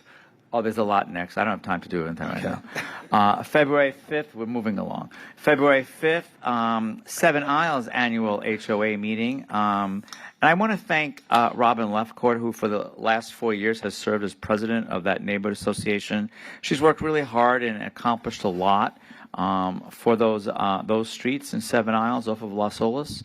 And it was a pleasure to be with them also at their annual meeting. And thank you, staff, for presenting the information. They're right now in the midst of an undergrounding project in Seven Isles, yes. February 10th, what a fun day that was on the beach by Terramar and A1A as we dedicated the next 4 lifeguard towers. Really beautifully done by the artist Timothy Robert Smith. These go with the other 4 that we've done already by DJ Cherry.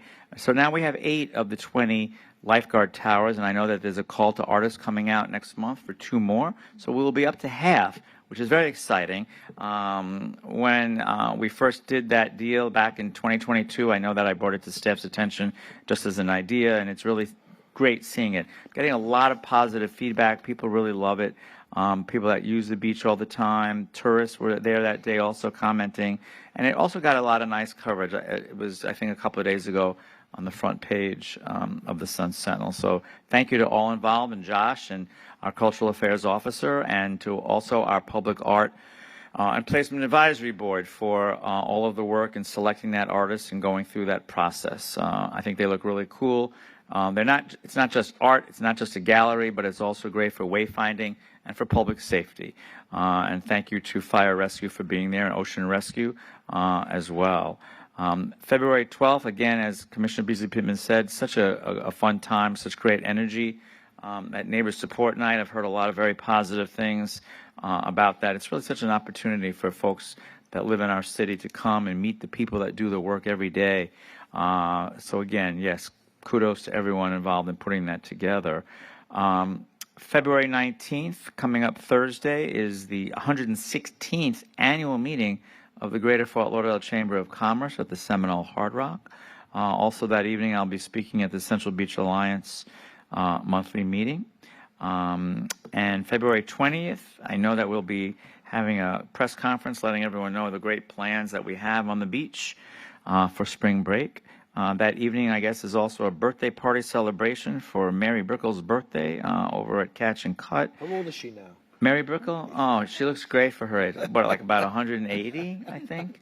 I don't know. How old is she? 165. 165? Wow.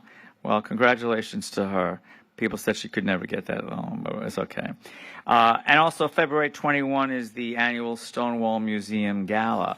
Just a couple of things I wanted to mention. Because we took this out of order, I didn't get a chance to request that moment of silence tonight was actually thinking of the two residents that you mentioned, Mayor, in Victoria Park.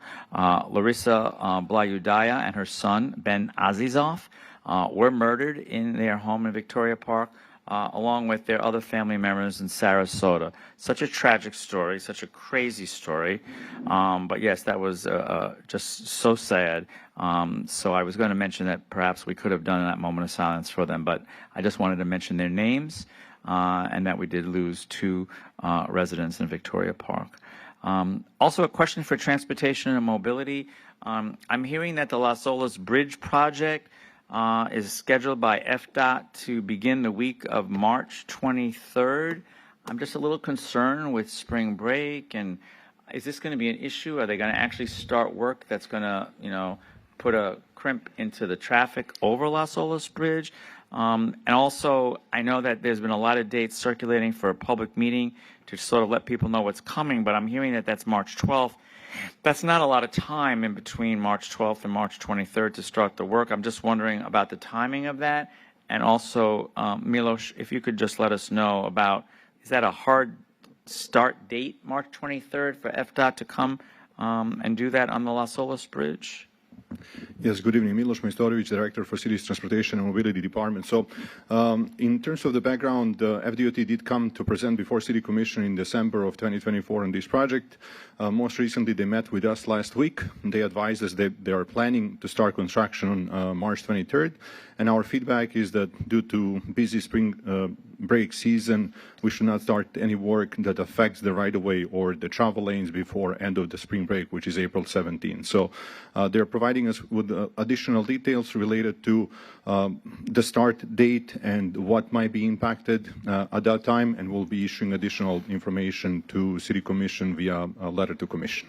So we don't really think that we're going to see much actual work done on March 23rd? That is correct. So if their feedback ends up being that they are planning on affecting travel lanes, we will be asking them to postpone the project. We actually already asked them to postpone the project or anything that would affect our roadway capacity up until spring break is over. Okay, so if you could just keep my office in the loop on this, I really want to make sure that everyone is aware of what the project is, what's going to start, exactly what's going to happen when they start, all of those impacts, because I know that we're going to have a lot of very concerned residents along the Las Olas Isles and also along the beach. So that would be greatly appreciated. What rehabilitation are they doing on the bridge? So that would be Las Olas Bridge, and they are replacing the bridge decks with aluminum bridge decks. They're replacing electrical and mechanical components as well. The last time that the bridge rehab took place there was back in 1998 or so. Okay, thank you. And Milos, when are we anticipating the Sunrise Bridge work? So we have asked them about that project as well. That should also start sometime in 2026, and our feedback related to rehab of that bridge is that we need one of the bridges to be fully functional and to make sure that traffic is properly accounted or accommodated during construction of either one of the bridges. Okay, great. And then again, I would just request, being kept as up to date as possible for that bridge as well. Great. Thank you. That's it for me, Mayor. Thank you. Nothing upcoming? Okay. Well, I think I did say upcoming. Oh, okay. Commissioner Sorensen. Thank you, Mayor. I might have missed this, but Raquel, when Marilyn Romano was giving us this update on, I don't know if it's Senate Bill 948 or the kind of live local for individual single-family homes. I didn't get a status of that. Do we know? I don't think Daphne's here. Yeah, I don't think she's. Daphne may have gone over it just slightly. Okay. If we could just get a quick update from whenever it's appropriate, that'd be great. Thanks, just so I can. Was it part of her presentation? I didn't hear Daphne talk about this, but I might have missed it. I think it was part of the presentation. Let me double check. Well, you don't have to. For now. Okay, next is 17th Street Bridge lighting, talking about Las Olas Bridge. So 17th Street Bridge lighting, this is the project in partnership with the county, city, and others. So I think that project continues to move forward. Fundings continue to be kind of allocated. I think city manager in April, that's going to come to us or an update. Is that right? Yes, that's what we intend. And I just checked on that presentation. In the backup, there's a slide called Home Rule Enforcement Yep. and Land Use. It's under HB 1143, SB 948, Local Government Yeah, Land Development 948. Regulations and Orders. Yep. So it was covered. And what's the status of that bill? Well, we're following it, so we don't know how it's going to continue to traverse, but Daphne is going to give us an update by the end of this week. Okay. So if there's any movement, we'll notify the commission. Okay, thanks. Great. Okay, so 17th Street Bridge, I have that right? All good. So my understanding is that the county has been in conversations with the city through our cultural affairs officer, and the intention is to come to a conference meeting to get an update from the county. I know that they're looking for some financial participation by the city, and so we want to have that conversation, especially now as we are developing the budget for the next fiscal year. And if the commission is inclined to want to support that project, that would be something we would try to incorporate through the budget process. Okay, great. Thank you. E-bikes. E-bikes continue to be a just hugely detrimental impact in neighborhoods.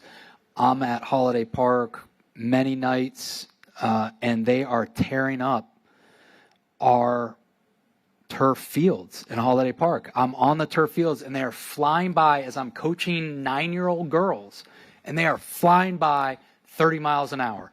And then they will spin out, and I'm sure Carl has seen this, they will spin out and rip up our turf fields, like the synthetic turf that is not easily replaced. I don't know what the answer is, but it is a safety hazard. It is a significant cost to the city. We need to come up with a stronger action plan than what's been working so far. And I don't know what that is, city manager, but I'll be sitting there coaching girls, and they will fly by within feet on the field. And I yell at them because it's... Is this at Hardy Park? This is at Holiday Park. Holiday Park. But I haven't been on the fields at Hardy Park in a little bit, but I'm sure, Mayor, it's happening there too. So I don't know what we need to do. So I'm going to ask our police chief. I know he's been tasked with looking at this. If he could come and share a status update.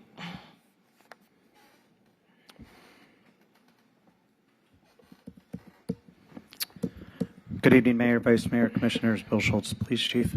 Yes, we have been, as you said, we've had an action plan. I do agree. We're going to have to do more. We suspected, and it happened after the holidays, a number of e-bikes were gifts. So there are a number more bikes out there than even we anticipated originally. I know that we've been emailing with the Director of Parks.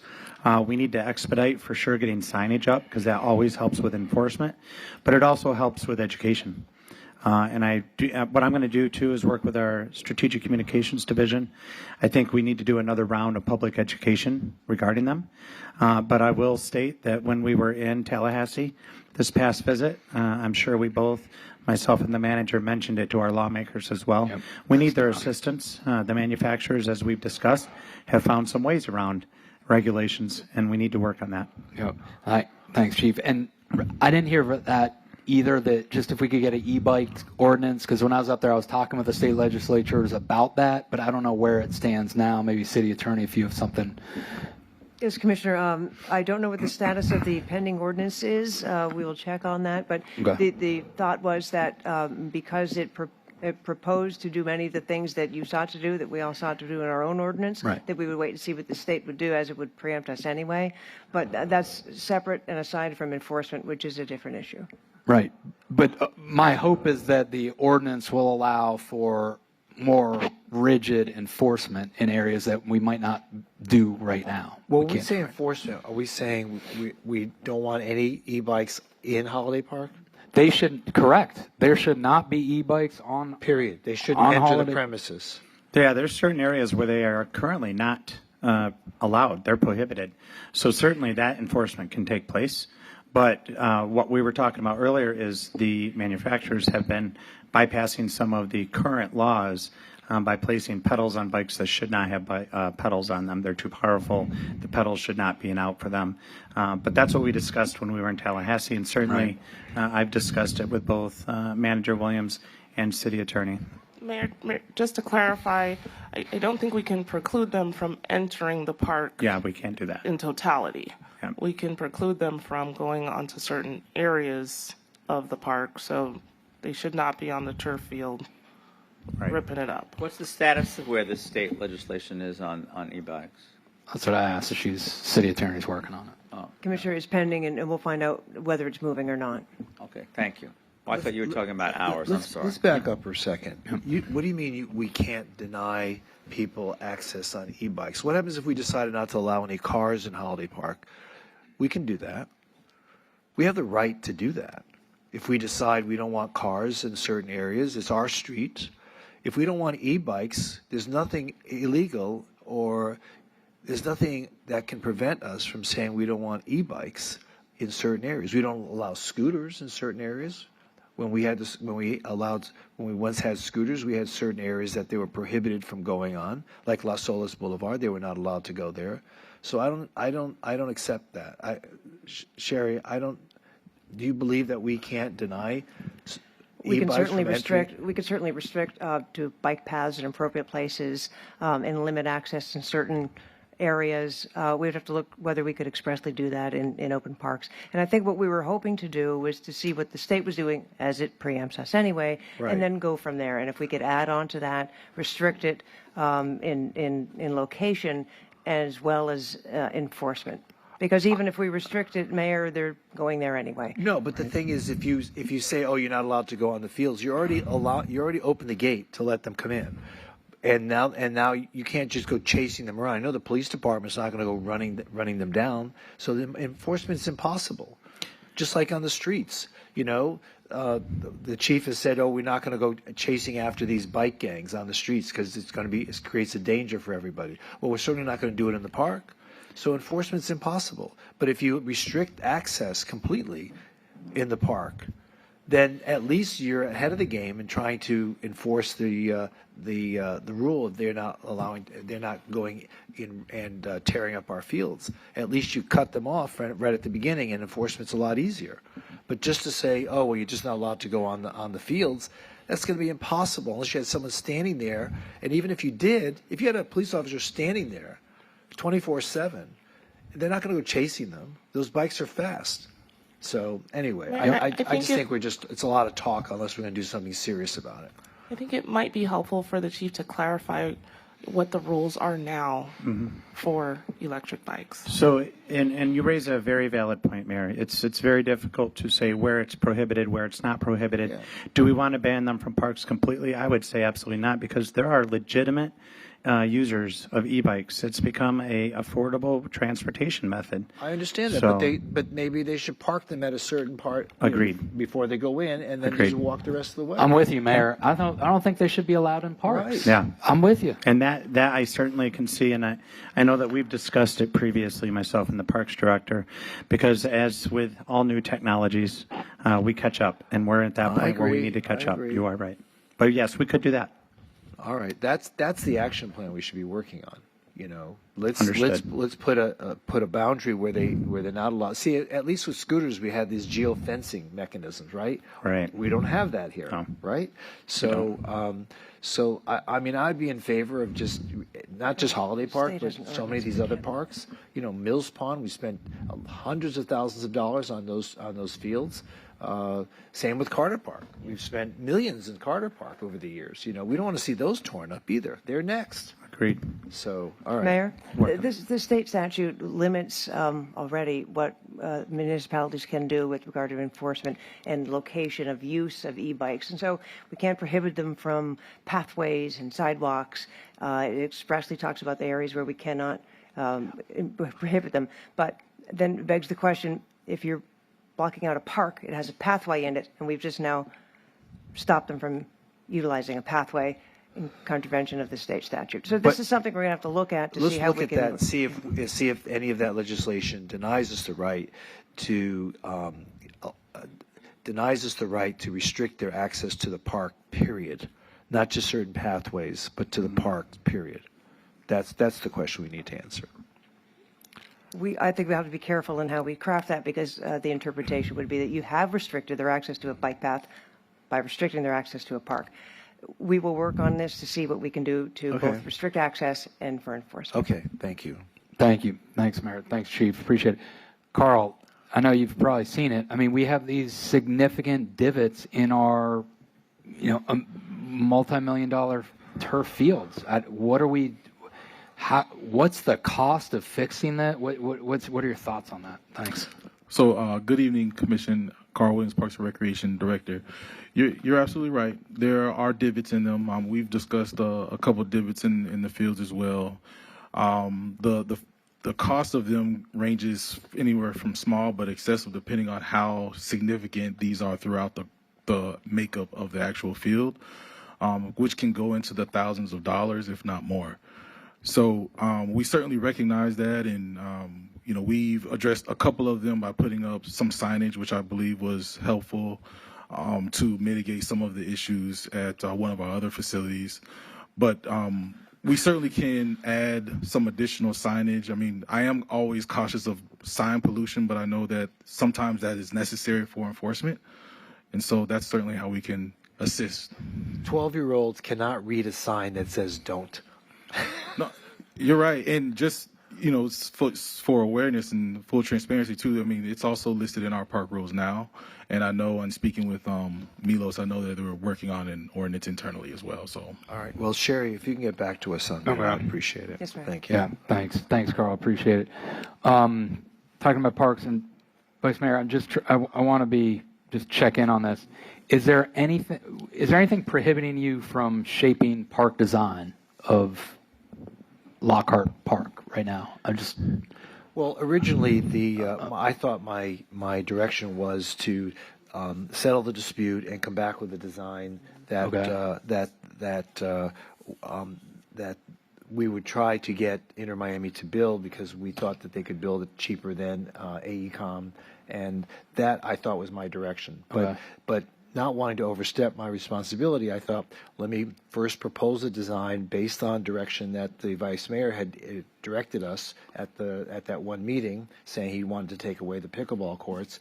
I presented that to Inter Miami, and they were going to come back to us, which I would then present to the commission, and then the commission can make a decision where it wants to go with that.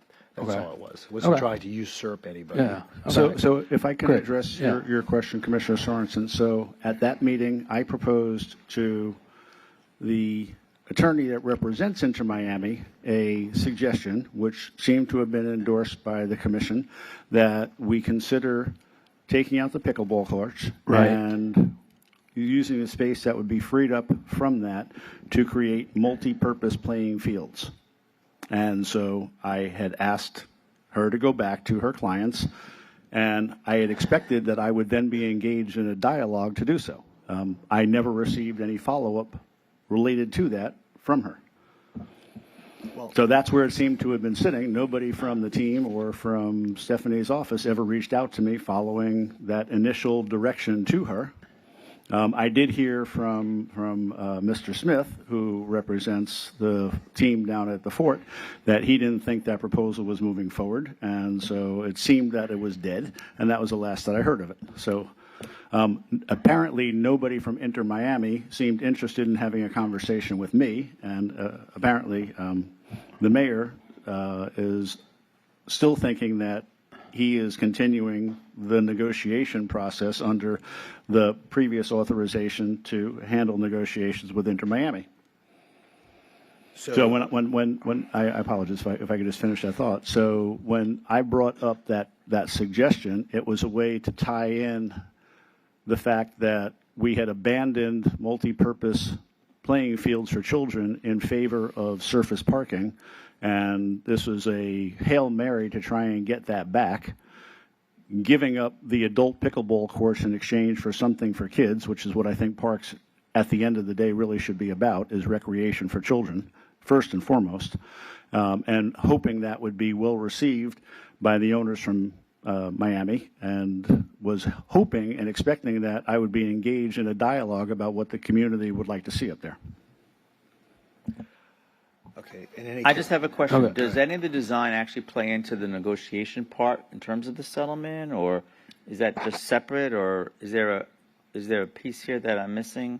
I mean, when all this is still happening right now in real time, is it connected to settlement discussion, or? I'll defer to the city attorney, but the settlement was done, approved, and agreed to, and I'll let her speak to that. But Well, I was not party to the settlement, but my understanding was at this juncture there was some implementation, so it related to the settlement. In pursuit of fulfilling the settlement. so let me see if I understand that. So from the point where we agreed to certain financial stipulations, we are now going to have a long series of design conversations. We're going to be presented with 15, 30, 60, 90% design. There's going to be a long series of conversations. Is all that still falling into what you would think is still negotiations and settlement conversations? No, Vice Mayor, I don't think that's what I'm saying. My understanding is that at this juncture, the mayor and the entity are working to actually move the settlement terms forward. We voted on the settlement.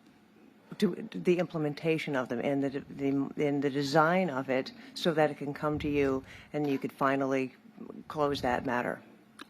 I think that was part of what we approved, was the design.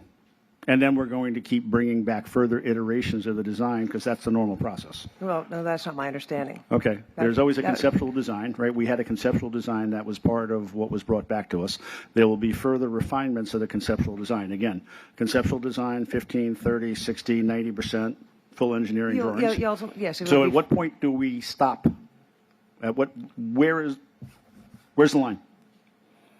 Well, when you finally determine your plan, Vice Mayor, and it'll come back to you for your review, is my understanding. So let me back up then. When we were doing our original design on this, we voted at each one of those iterations on our original design of the park. We voted at 30%, we voted at 60%, we voted at 90% design. Are you asking whether that's coming back to you for review, or are you asking whether this is continuing for some reason? And Vice Mayor, my understanding of what is happening now, and I understand your frustrations that you weren't involved in it, is that the team was pursuing the implementation of the settlement. Right. And so I think that there is some concern over the interpretation of where the pursuit of implementing the settlement ends and some other action begins. And I think that's where the confusion is. But my point is we will vote at every one of those stages up until shovel hits the ground. We're going to vote on 30%, 60%, 90%, as we did last time. Right. Exactly. So through every one of those stages for the next 18 months as we design and move through this process, because that's what it took last time, am I to understand it's your opinion that that's all still part of the negotiation and settlement process? Well, just so I'm clear. Not the negotiation, Vice Mayor. The implementation of the settlement. Yes, the implementation. Okay, so for the next year and a half. It's not a next year and a half. 18 months as we go through design. No. In fact, what we had discussed was that we hope to have a shovel in the ground before the end of the year. So we're going to try to accelerate the process, and we're going to begin that process next month when we show the 30% design, and then the commission will begin the process. I don't understand why this is causing so much agita. Because when we went through the design process last time, it took in excess of between 12 and 18 months, and we, as a commission, voted at each stage of the design process. Well, that's why I'm pushing it so that it doesn't take that long. So I just want to ask Vice Mayor, I think that it is more final than you're fearing that it is. I think you're believing that it's going to come back to you again over the course of 18 months or so, and Which I it don't did last time. But I don't understand that that's where we are with this. What I understand is that in implementing the settlement, which was resolved, that they got together to determine how to implement it with the refinement of the final settlement and the site plan. So there were some changes made to it. It changes at every stage of the design. 30% doesn't look like 60%, doesn't look like 90%. Every one of those is different. As we refine this, as we go through the process, every one of those is different, inherently so. May I jump in for with you there. May I jump in for a moment, Sure. Vice Mayor? So what we have been attempting to do for the past several months since the settlement agreement was agreed upon is work with the developer on a second amendment to the comprehensive agreement that would dictate the site plan to include various improvements at the park.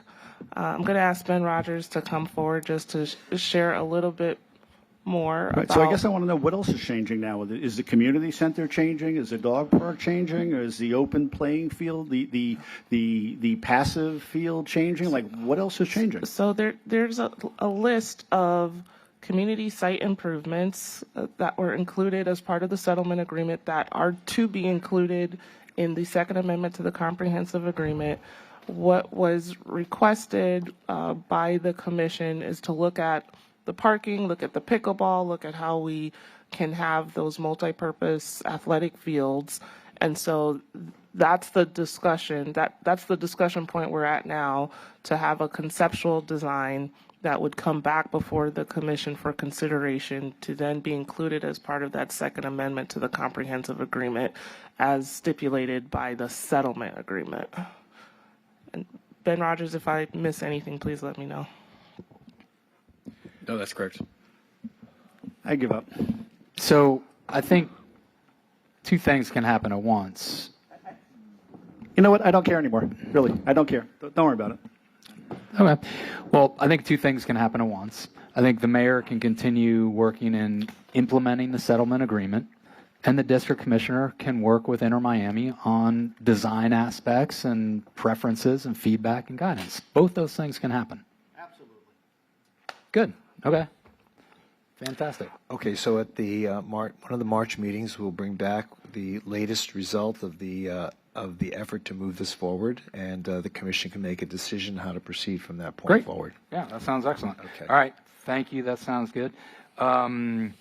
Just wrapping up my report. Met with Hispanic Unity, CEO Felipe Pinzon, which was great, just exploring ways to continue to partner between Hispanic Unity and the city.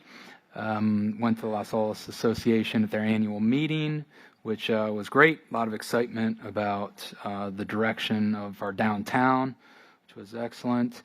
And again, thank you all staff for a great neighborhood support night. That was fantastic.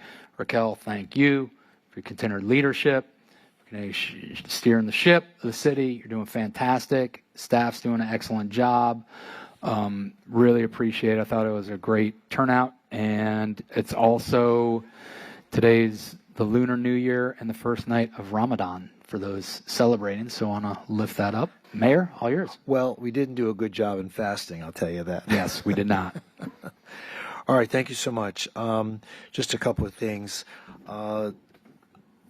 I thought, Raquel, you and your staff did a great job with this neighbor support night. I think you really upped the ante there, and it was especially nice with the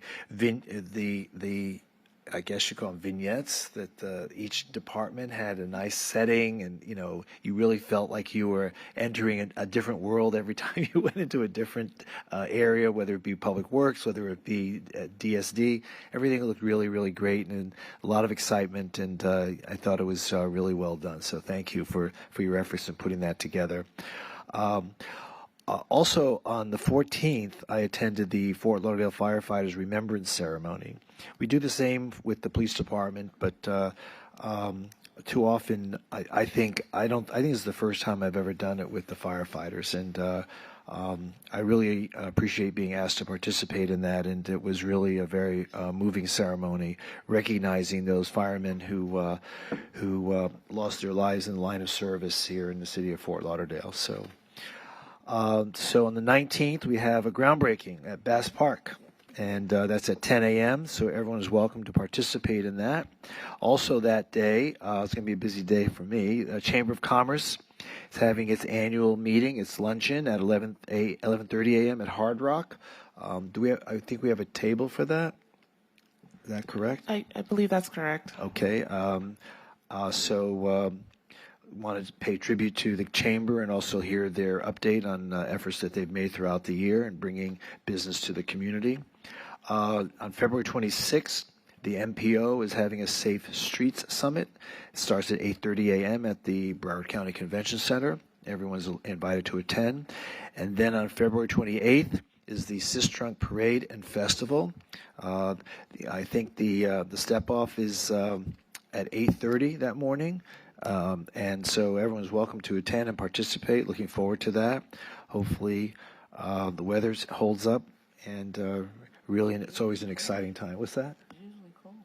It's usually cold. I know. A couple things. So somehow Fort Lauderdale is now #1 spring break destination in all the internet chatter that that's been forwarded to me.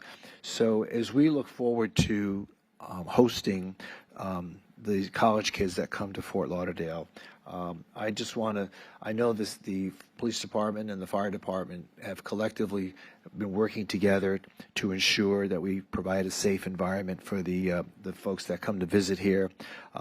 When they leave here, I want them to have a positive experience with our city. So I ask all of our neighbors and friends to welcome our spring break visitors and to make them feel at home and to know that they have a home here once they graduate and looking for a place to start a career or start a family. Fort Lauderdale is the place to come. Another issue I'd like to bring up, which is going to be something we can discuss at a later time, but the Walk of Fame.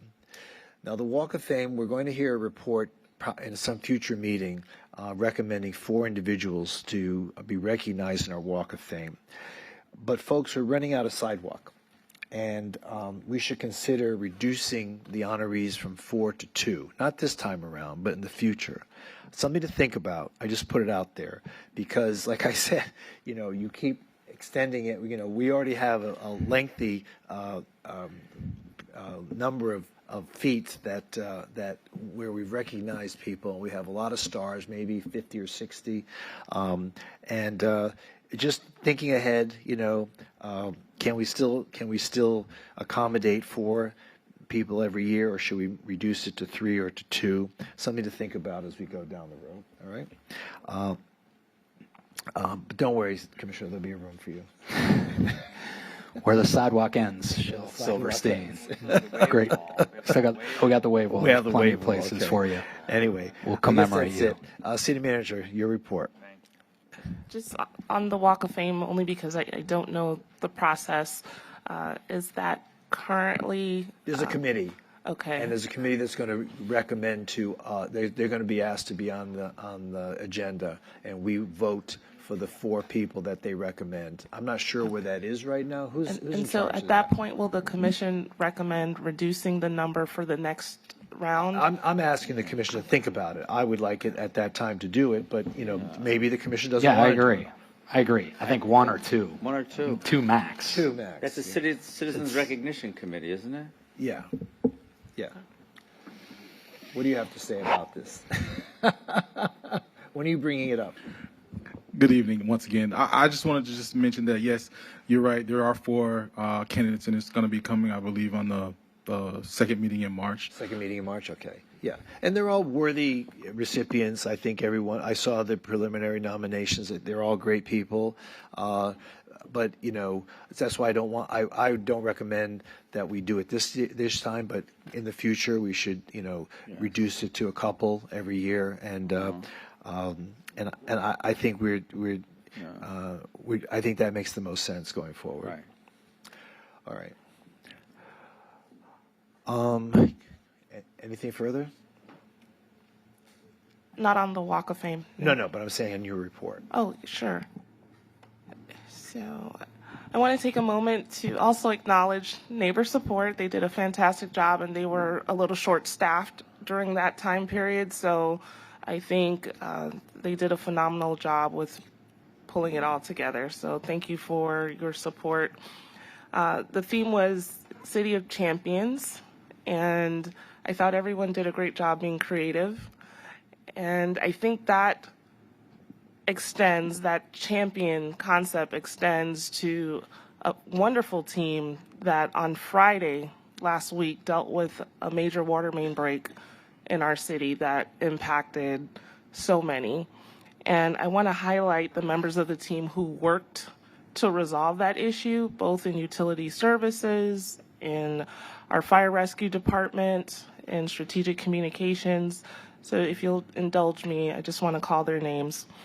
Jason Walker, Jamar Wilkerson, Emilio George Jr., Andrew Wells, Leonard Robinson, Andre Brown, Paul Brown, Lonnie Johnson, Roy Jones, Charlie Williams, Patrick Anderson, Kevin Hutchinson, Kevin Richburg, Willie Little, Judge Lucas, Jack Bermudez, Artie Johnson, Darius Eubank, Lucian St. Fleur, Mahabir Ramnaras,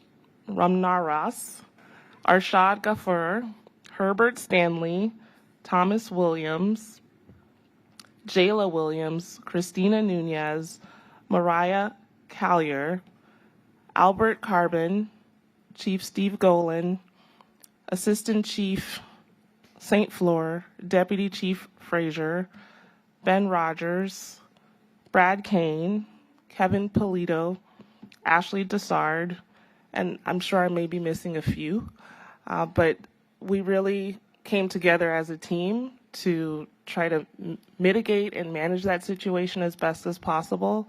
I also want to give a shout out to Superintendent Hepburn. He was very responsive during that time, and he provided feedback almost instantly on what he was seeing and hearing from the school board perspective. So I just want to thank all the members of the team who that day had to drop everything to address that issue. We had a gas line break. It was just a series of unfortunate events on Friday the 13th. And so we're hoping that we don't have any more Friday the 13th that look like that. I also want to share that I'll be at the Sis Drunk Parade. I'm reprising my role as a judge. I've been asked by the committee to serve in that capacity, so I'm very excited about that. Today, we submitted a response to Broward County regarding the New River Crossing Tunnel Initiative. As you may recall, our deadline was February 13th, but due to everything that was happening in the city that day, the county allowed us to submit today instead. I want to highlight Susan Leone. She is retiring from the city of Fort Lauderdale. She has served as our Chief Education Officer since 2024, and we're very grateful for her contributions and her leadership. And so we just want to acknowledge her and all the things that she's done to make our city better in terms of education. Is she going to another position? She's retiring. She's retiring. Yes. I believe this will be her second retirement. She's going out on top, Mayor. No better city to be part of. Right. As far as spring break is concerned, our public safety professionals are fine-tuning the operational plan. There is a press conference planned for this Friday, and you all have been invited to attend. If you did not see your invitation, it should have come in today.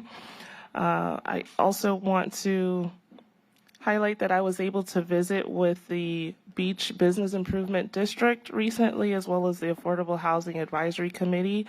And I got an opportunity to learn from them, to listen to their concerns. There's a lot of conversation about how we make our Barrier Island better and more beautiful and more welcoming. So there's certain things that I'm going to be bringing forward to the commission as a result.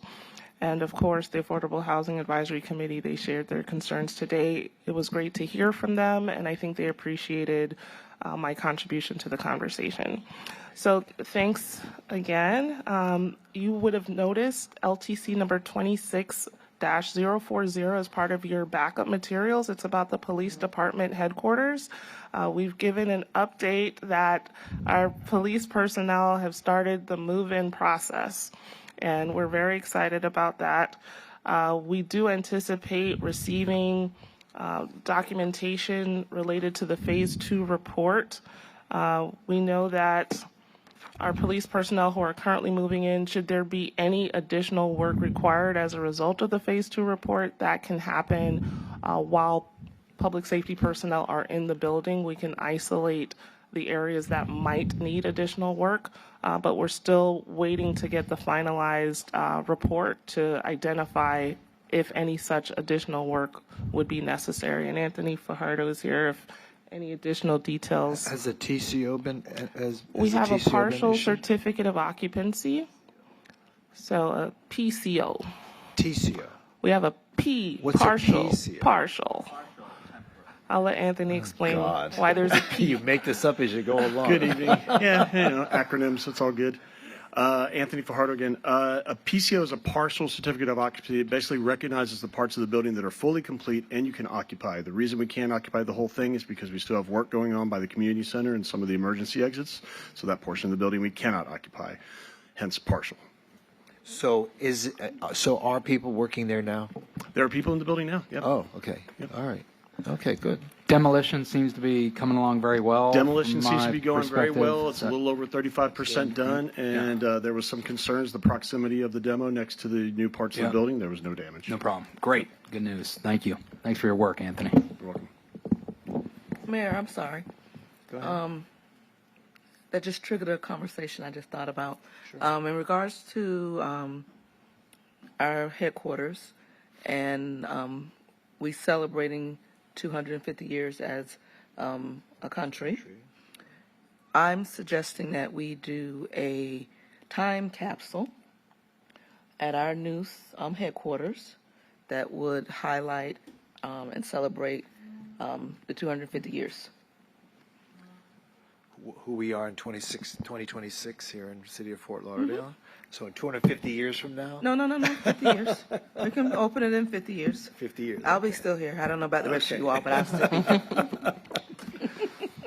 I think a time capsule would be great. Sure. Do it. Okay. Didn't we do a time capsule in one of the development projects? Yes, we did one at Adderley? No, not the Adderley. The Arcadian.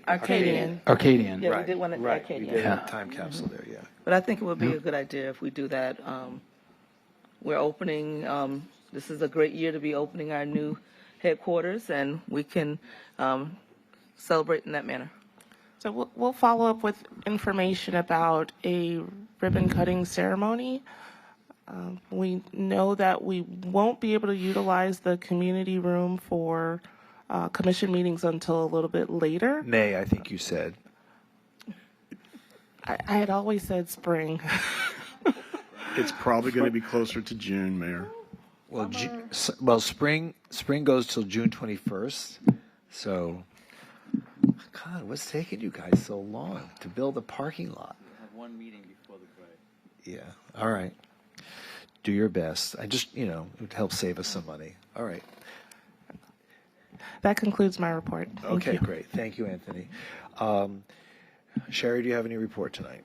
Yes, Mayor. I'd like to request a closed door session pursuant to Florida Statute Section 286-01188A. I'm seeking advice on the 3 Fort Lauderdale versus FDOT matters, case number in the 4th District Court of Appeal 4D 2025-2783. The matter at DOA, case number 25004856RU. And the other matter in the 4th District Court of Appeal, case number 4D 2026-0271. I would like this at the March 3rd commission meeting. Present will be all of you, Manager Williams, myself, Assistant City Attorney Sean Amernani, and outside counsel Howard Dubasar and Jeremy Rosner, and of course the court reporter. I would estimate 15 minutes per matter, maybe less than an hour. Okay, great. All right. Anything further? Okay. Anything further from the commission? Meeting is concluded. Thank you, everybody. Hey,